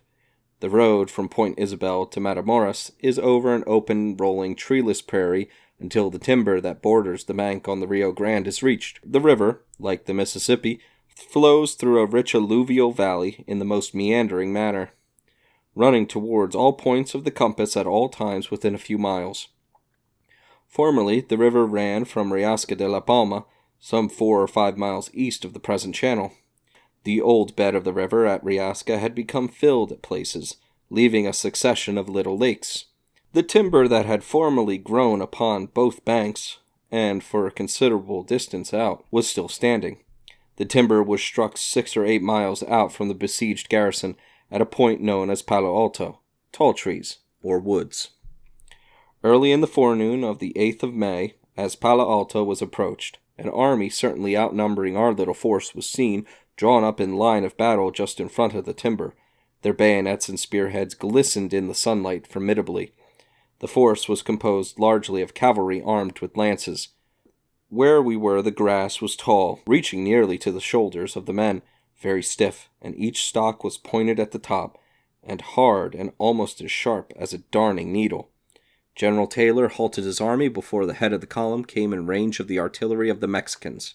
He then formed a line of battle facing the enemy. His artillery, 2 batteries and 2 18-pounder iron guns, drawn by oxen, were placed in position at intervals along the line. A battalion was thrown to the rear, commanded by Lieutenant Colonel Childs, of the artillery, as reserves. These preparations completed, orders were given for a platoon of each company to stack arms and go to a stream off to the right of the command, to fill their canteens, and also those of the rest of their respective companies. When the men were all back in their places in line, the command to advance was given. As I looked down the long line of about 3,000 armed men, advancing towards a larger force also armed, I thought what a fearful responsibility General Taylor must feel, commanding such a host and so far away from friends. The Mexicans immediately opened fire upon us, first with artillery and then with infantry. At first their shots did not reach us, and the advance was continued. As we got nearer, the cannonballs commenced going through the ranks. They hurt no one, however, during this advance, because they would strike the ground long before they reached our line, and ricocheted through the tall grass so slowly that the men would see them and open ranks, and let them pass. When we got to a point where the artillery could be used with effect, a halt was called, and the battle opened on both sides. The infantry under General Taylor was armed with flintlock muskets, and paper cartridges charged with powder, buckshot and ball. At the distance of a few hundred yards, a man might fire at you all day without your finding it out. The artillery was generally 6-pounder brass guns throwing only solid shot, but General Taylor had with him 3 or 4 12-pounder howitzers throwing shell, besides his 18-pounders before spoken of, that had a long range. This made a powerful armament. The Mexicans were armed about as we were so far as their infantry was concerned, but their artillery only fired solid shot. We had greatly the advantage in this arm. The artillery was advanced a rod or 2 in front of the line and opened fire. The infantry stood at order arms as spectators, watching the effect of our shots upon the enemy, and watching his shots as so to step out of their way. It could be seen that the 18-pounders and the howitzers did a great deal of execution. On our side there was little or no loss while we occupied this position. During the battle, Major Ringgold, an accomplished and brave artillery officer, was mortally wounded, and Lieutenant Luther, also of the artillery, was struck.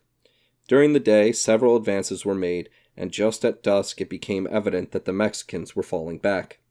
We again advanced, and occupied at the close of the battle substantially the ground held by the enemy at the beginning. In this last move there was a brisk fire upon our troops, and some execution was done.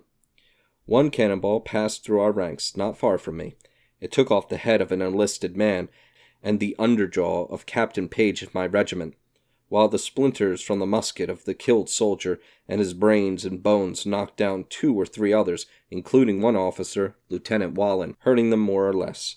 Our casualties for the day were 9 killed and 47 wounded. At the beginning of the day on the 9th, the army under Taylor was ready to renew the battle, but an advance showed that the enemy had entirely left our front during the night. The chaparral before us was impenetrable, except where there were roads or trails, with occasionally clear or bare spots of small dimensions. A body of men penetrating it might easily be ambushed. It was better to have a few men caught in this way than the whole army. yet it was necessary that the garrison at the river should be relieved. To get to them, the chaparral had to be passed. Thus, I assume General Taylor reasoned.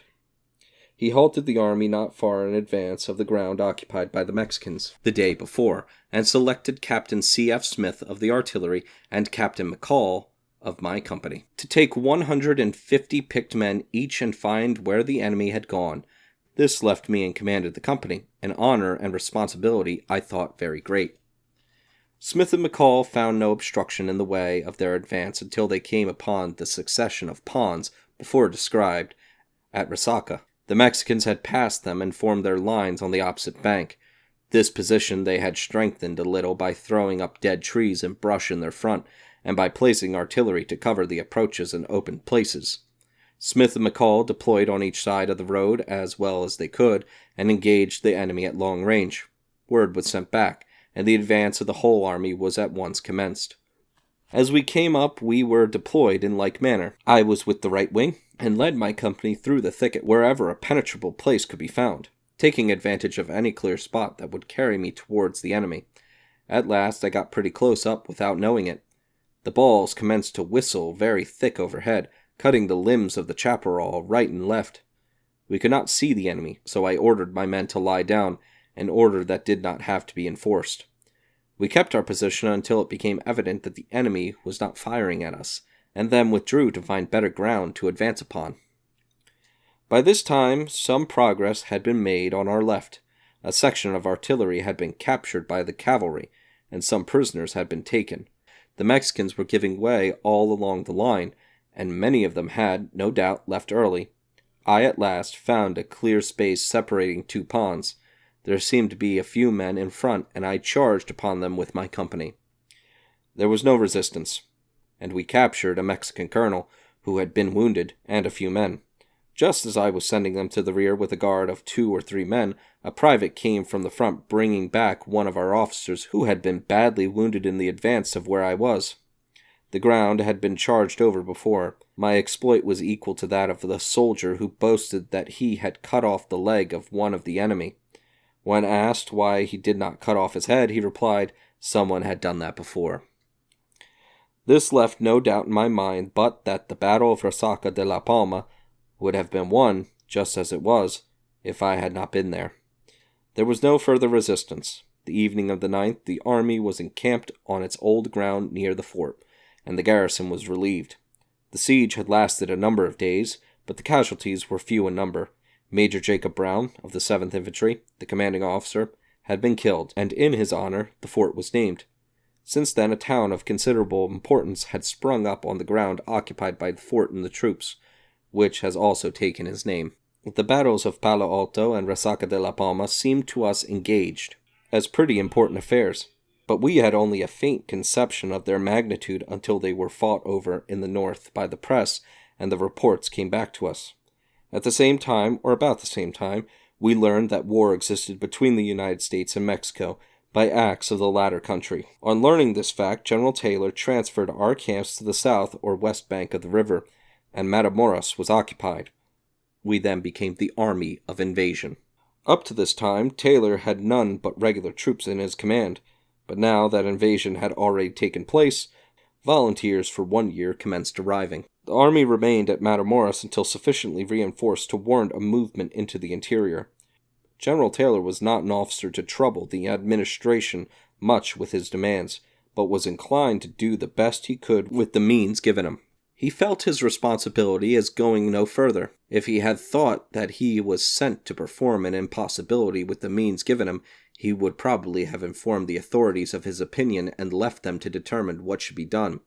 If the judgment was against him, he would have gone on and done the best he could do with the means at hand without parading his grievance before the public. No soldier could face either danger or responsibility more calmly than he. These are qualities more rarely found than genius or physical courage. General Taylor never made any great show or parade, either of uniform or retinue. In dress he was possibly too plain, rarely wearing anything in the field to indicate his rank or even that he was an officer. But he was known to every soldier in his army, and was respected by all. I can call to mind only one instance when I saw him in uniform, and one other when I heard of his wearing it. On both occasions he was unfortunate. The first was at Corpus Christi. He had concluded to review his army before starting on the march and gave orders accordingly. Colonel Twiggs was then second in rank with the army, and to him was given command of the review.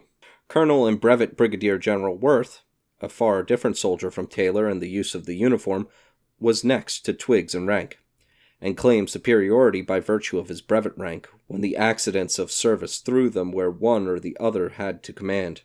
Worth declined to attend the review as subordinate to Twiggs until the question was settled by the highest authority.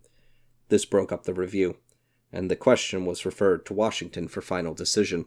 General Taylor was himself only a colonel, in real rank at that time, and a brigadier general by brevet. He was assigned to duty, however, by the President, with the rank which his brevet gave him.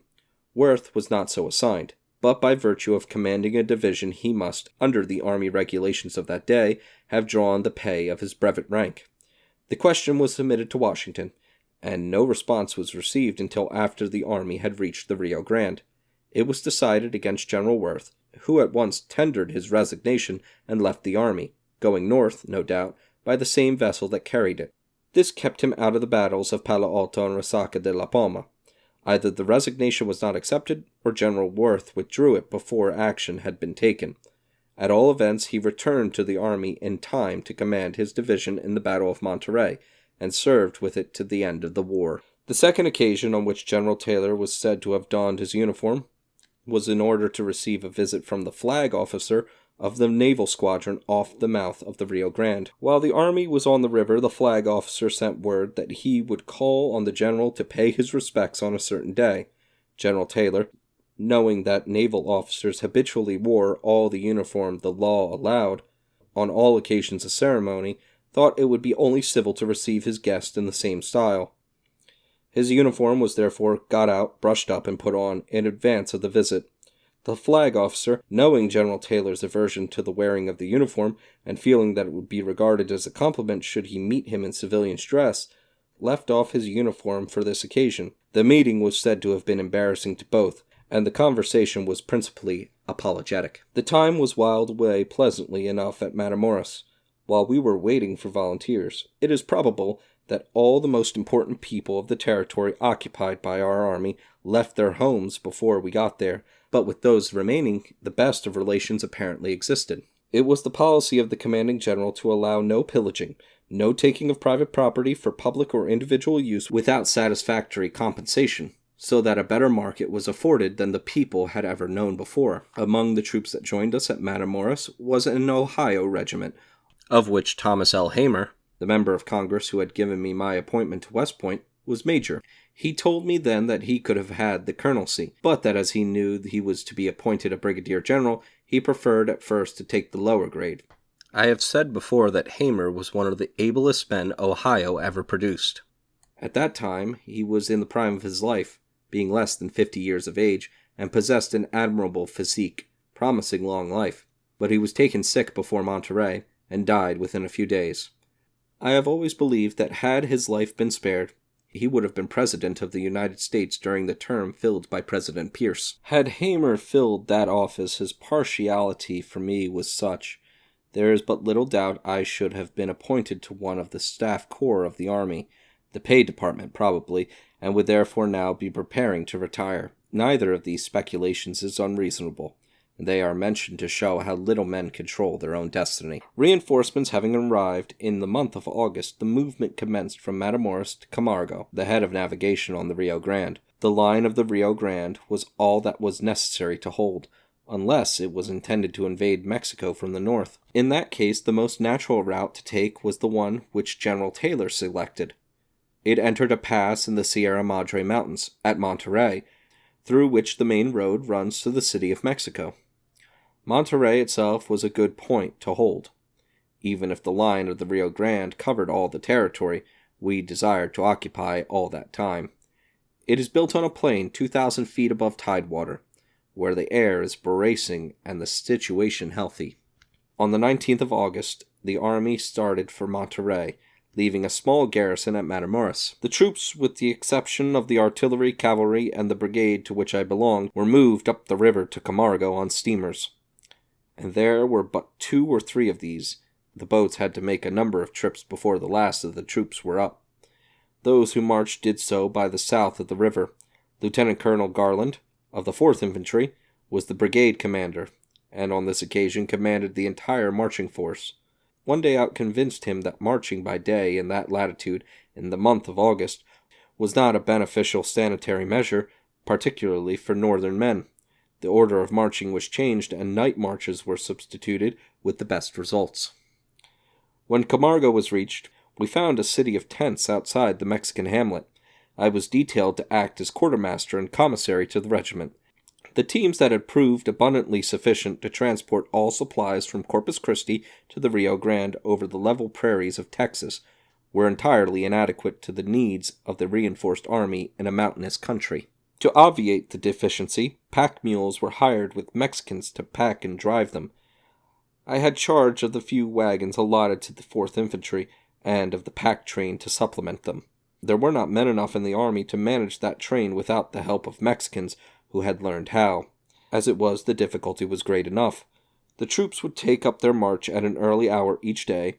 After they had started, the tents and cooking utensils had to be made into packages, so that they could be lashed to the backs of the mules.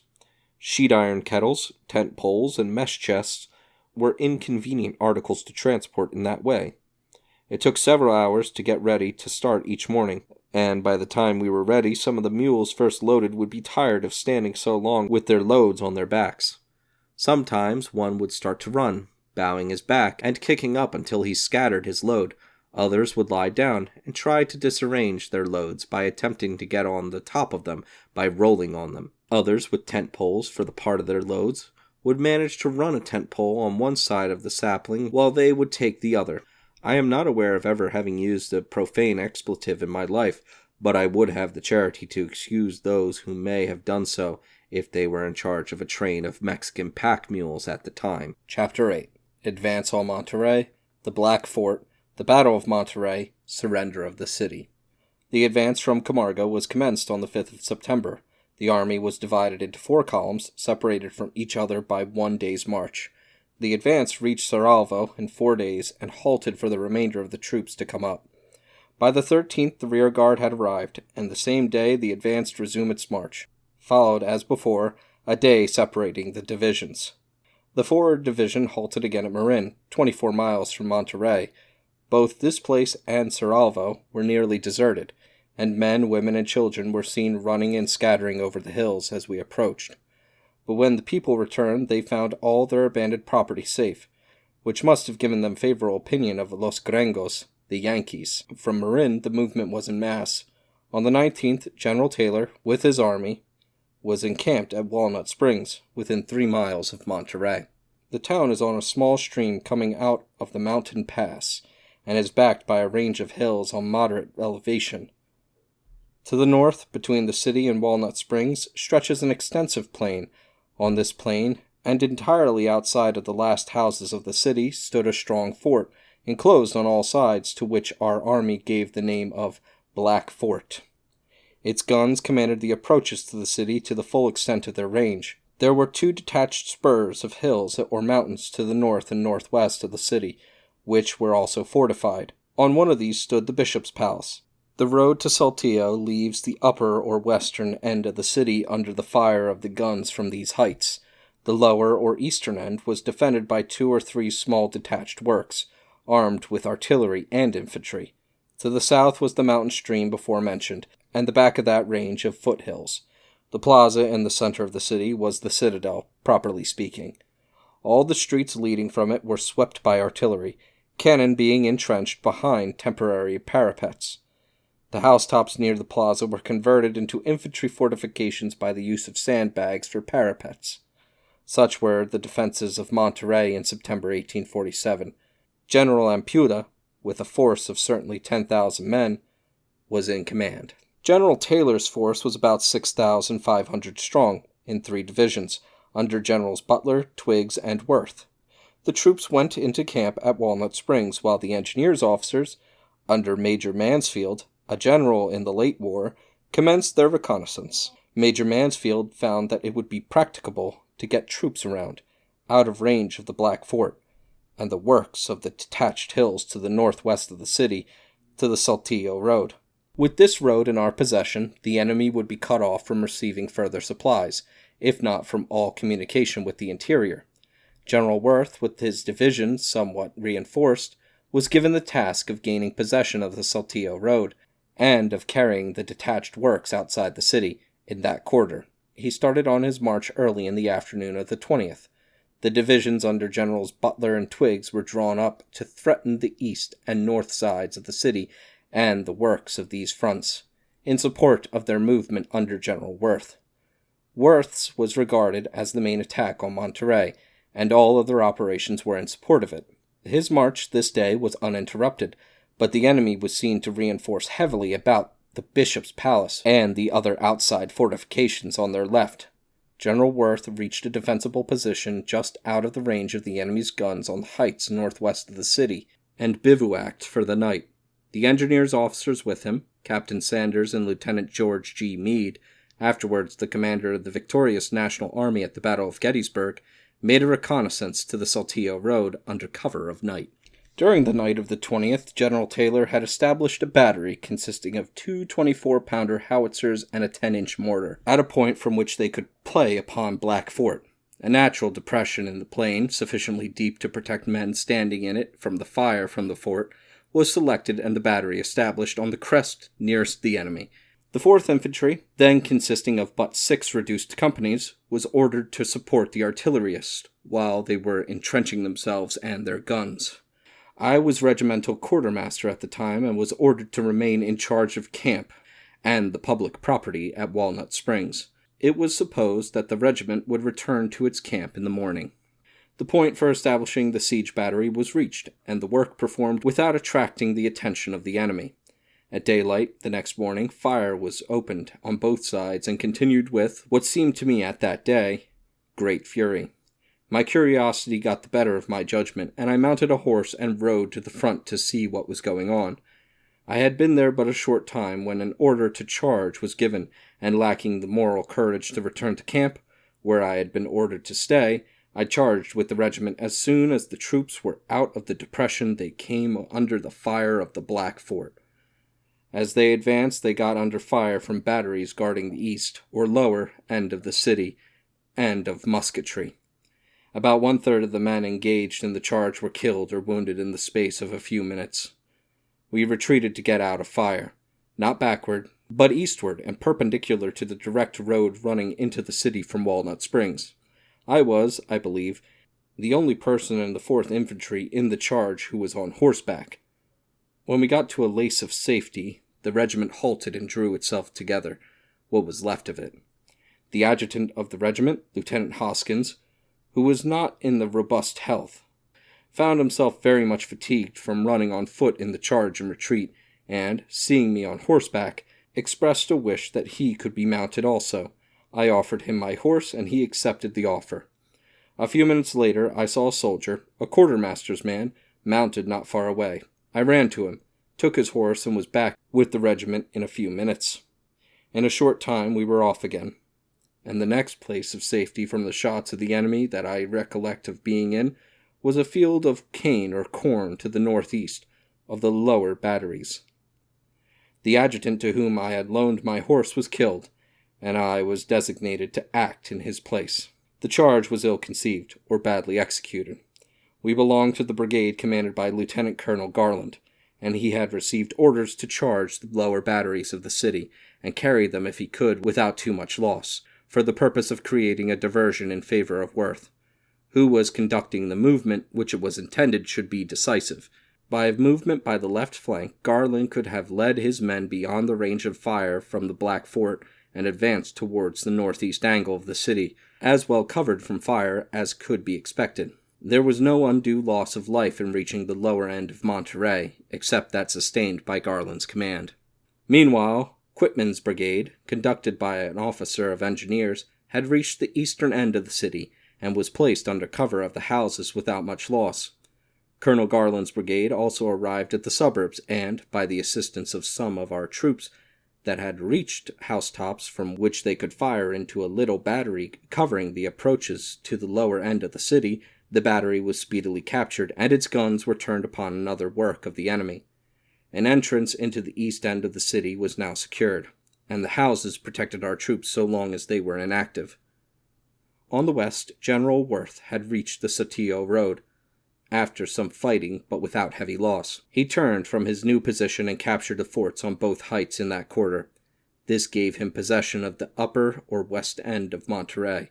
Troops from both Twiggs and Butler's divisions were in possession of the east end of the town, but the Black Fort to the north of the town and the plaza in the center were still in the possession of the enemy. Our camps at Walnut Springs, 3 miles away, were guarded by a company from each regiment. A regiment of Kentucky volunteers guarded the mortars and howitzers engaged against Blackfort. Practically, Monterey was invested. There was nothing done on the 22nd by the United States troops, but the enemy kept up a harmless fire upon us from the Black Fort, and the batteries still in their possession at the east end of the city.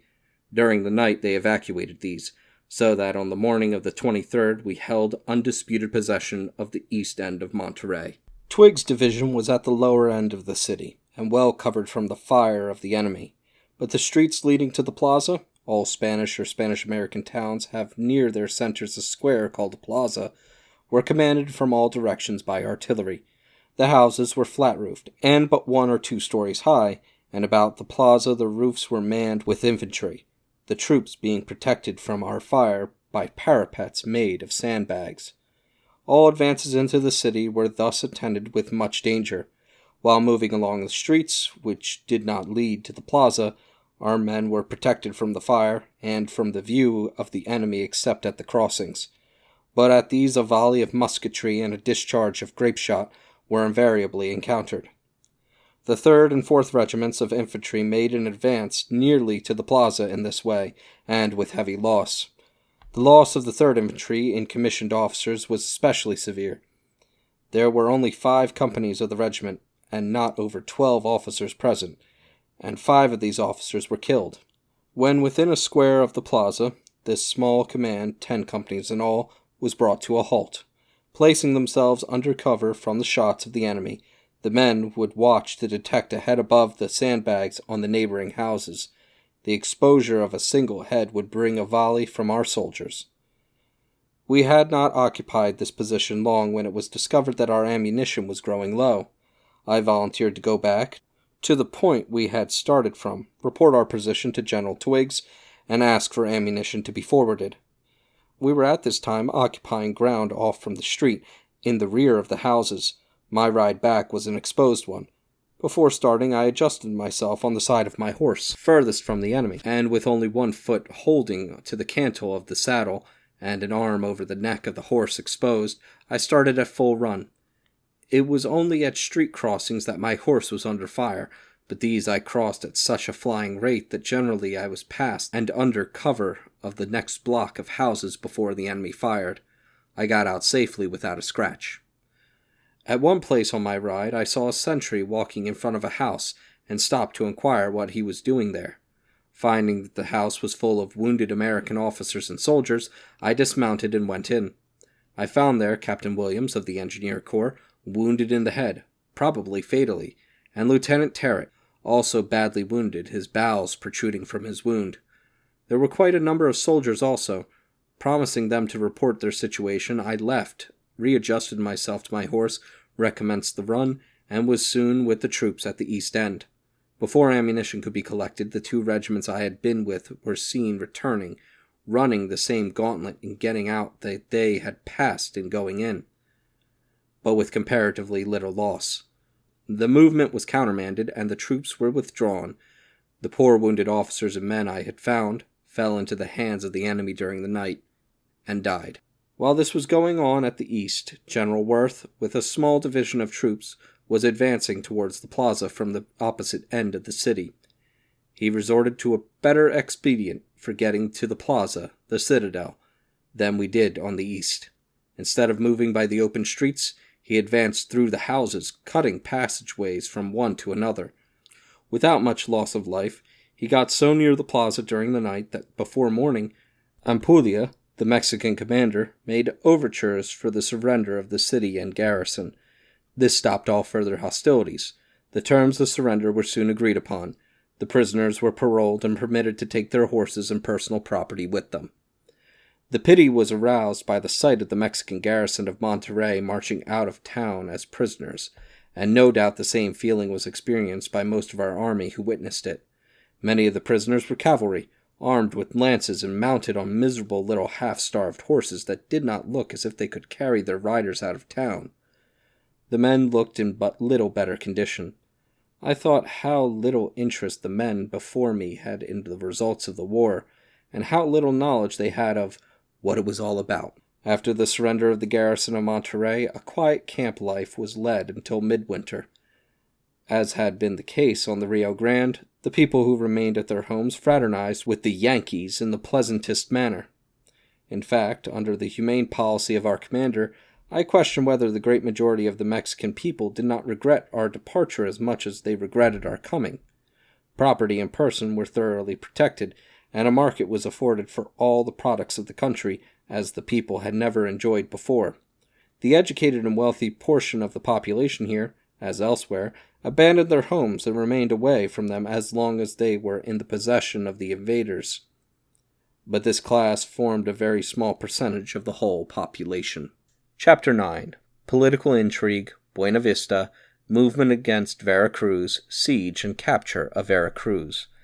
The Mexican War was a political war, and the administration conducting it desired to make party capital of it. General Scott was at the head of the army, and, being a soldier of acknowledged professional capacity, his claim to the command of the forces in the field was almost indisputable, and does not seem to have been denied by President Polk or Marcy, his Secretary of War.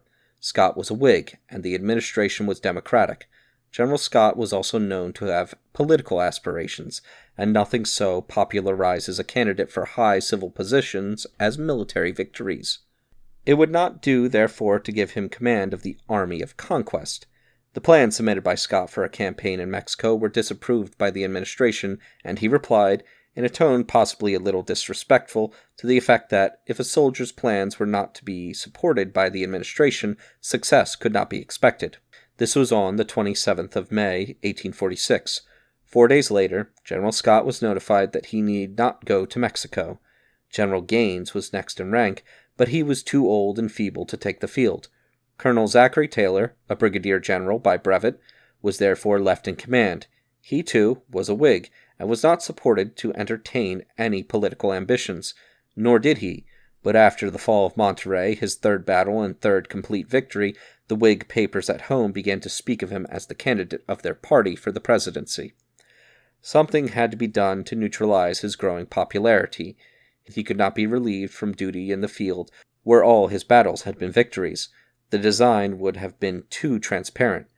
It was finally decided to send General Scott to Mexico in chief command, and to authorize him to carry out his own original plan, that is, capture Veracruz and march upon the capital of the country.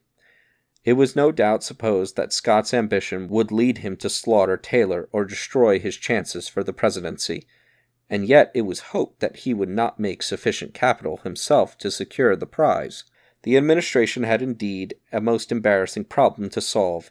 It was engaged in a war of conquest which must be carried to a successful issue, or the political object would be unattainable. Yet all the capable officers of the requisite rank belonged to the opposition, and the man selected for his lack of political ambition had himself become a prominent candidate for the presidency. It was necessary to destroy his chances promptly. The problem was to do this without the loss of conquest, and without permitting another general of the same political party to acquire like popularity. The fact is, the administration of Mr. Polk made every preparation to disgrace Scott, or, to speak more correctly, to drive him to such desperation that he would disgrace himself.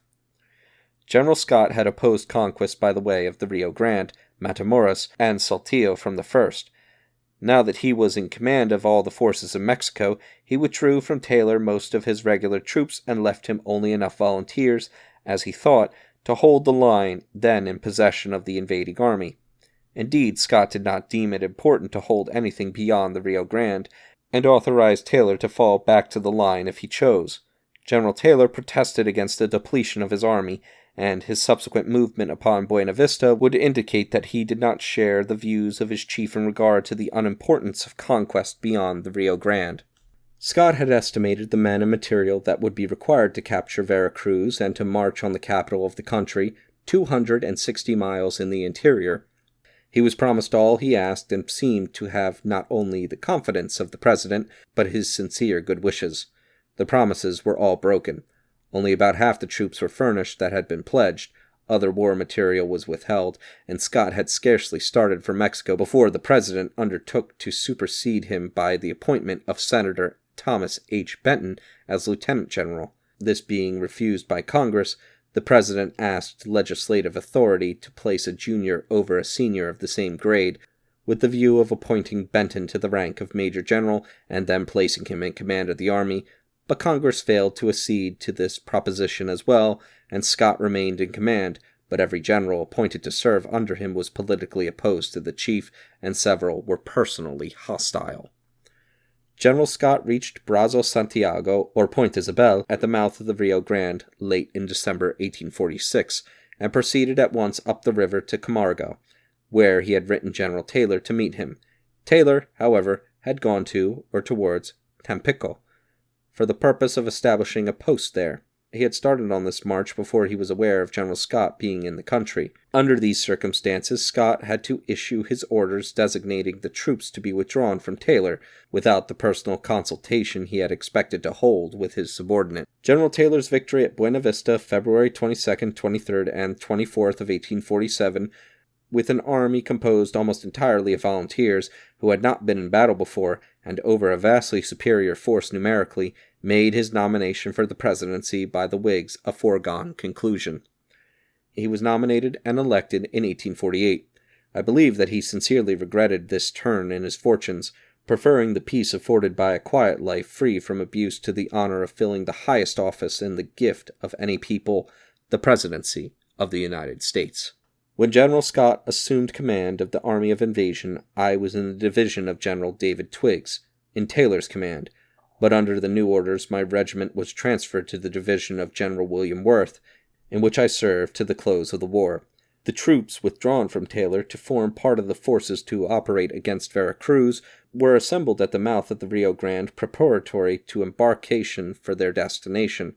I found General Worth a different man from any I had before served directly under. He was nervous, impatient, and restless on the march, or when important or responsible duty confronted him.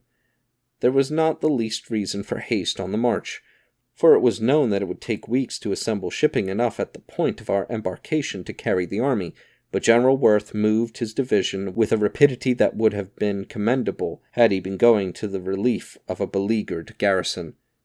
The length of the march was regulated by the distances between places affording a supply of water for the troops, and these distances were sometimes long and sometimes short.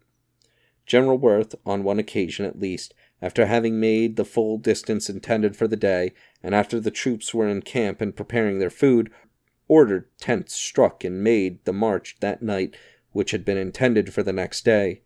Some commanders can move troops so as to get the maximum distance out of them without fatigue, while others can wear them out in a few days without accomplishing so much. General Worth belonged to this latter class. He enjoyed, however, a fine reputation for the fighting qualities, and thus attached his officers and men to him.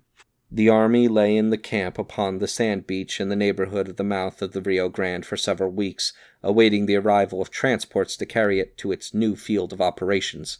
The transports were all sailing vessels. The passage was a tedious one, and many of the troops were on shipboard over 30 days from the embarkation at the mouth of the Rio Grande to the time of debarkation south of Vera Cruz. The trip was a comfortless one for officers and men. The transports used were built for carrying freight and possessed but little accommodations for passengers, and the climate added to the discomfort of all. The transports with troops were assembled in the harbor of Anton Lizardo, some 16 miles south of Vera Cruz, as they arrived, and there awaited the remainder of the fleet, bringing artillery, ammunition, and supplies of all kinds from the north. With the fleet there was a little steam propeller dispatch boat. the first vessel of the kind I had ever seen, and probably the first of its kind ever seen by anyone then with the army. At that day, ocean steamers were rare, and what there were side-wheelers. This little vessel, going through the fleet so fast, so noiselessly, and with its propeller under water out of view, attracted a great deal of attention. I recollect that Lieutenant Sidney Smith, of the 4th Infantry, by whom I happened to be standing on the deck of the vessel when this propeller was passing, exclaimed, "Why, the thing looks as if it was propelled by the forces of circumstances." Finally, on the 7th of March, 1847, the little army of 10 or 12,000 men, given Scott to invade a country with a population of 7 or 8 millions, a mountainous country affording the greatest possible natural advantages for defense, was all assembled and ready to commence the perilous task of landing from vessels lying in the open sea. The debarkation took place inside of the little island of Sacrificos, some 3 miles south of Vera Cruz. The vessels could not get anywhere near shore, so that everything had to be landed in lighters or surf boats. General Scott had provided these before leaving the north. The breakers were sometimes high, so that the landing was tedious. The men were got ashore rapidly, because they could wade when they came to shallow water, but the camp and garrison equipage, provisions, ammunition, and all stores had to be protected from the salt water, and therefore their landing took several days. The Mexicans were very kind to us, however, and threw no obstacles in the way of our landing except an occasional shot from their nearest fort. During the debarkation, one shot took off the head of Major Albertus. No other, I believe, reached anywhere near the same distance. On the 9th of March, the troops were landed, and the investment of Vera Cruz, from the Gulf of Mexico south of the city to the Gulf again on the north, was soon and easily effected. The landing of stores was continued until everything was got ashore. Vera Cruz, at the time of which I write, and up to 1880, was a walled city. The wall extended from the water's edge south of the town to the water again at the north. There were fortifications at intervals along the line and at all angles.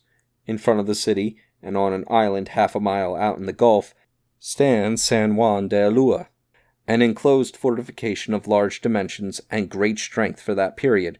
Against artillery of the present day, the land forts and walls would prove elements of weakness rather than strength. After the invading army had established their camps out of range of the fire from the city, batteries were established under cover of night, far to the front of the line where the troops lay. These batteries were entrenched and the approaches sufficiently protected. If a sortie had been made at any time by the Mexicans, the men serving the batteries could have been quickly reinforced without great exposure to the fire of the enemy's main line. No serious attempt was made to capture the batteries or to drive our troops away. The siege continued with brisk firing on our side till the 27th of March, by which time a considerable breach had been made in the wall surrounding the city. Upon this, General Morales, who was governor of both city and of San Juan de Ulloa, commenced a correspondence with General Scott looking to the surrender of the town, forts, and garrison. On the 29th, Vera Cruz and San Juan de Ulloa were occupied by Scott's army. About 5,000 prisoners and 400 pieces of artillery, besides large amounts of small arms and ammunition, fell into the hands of the victorious force.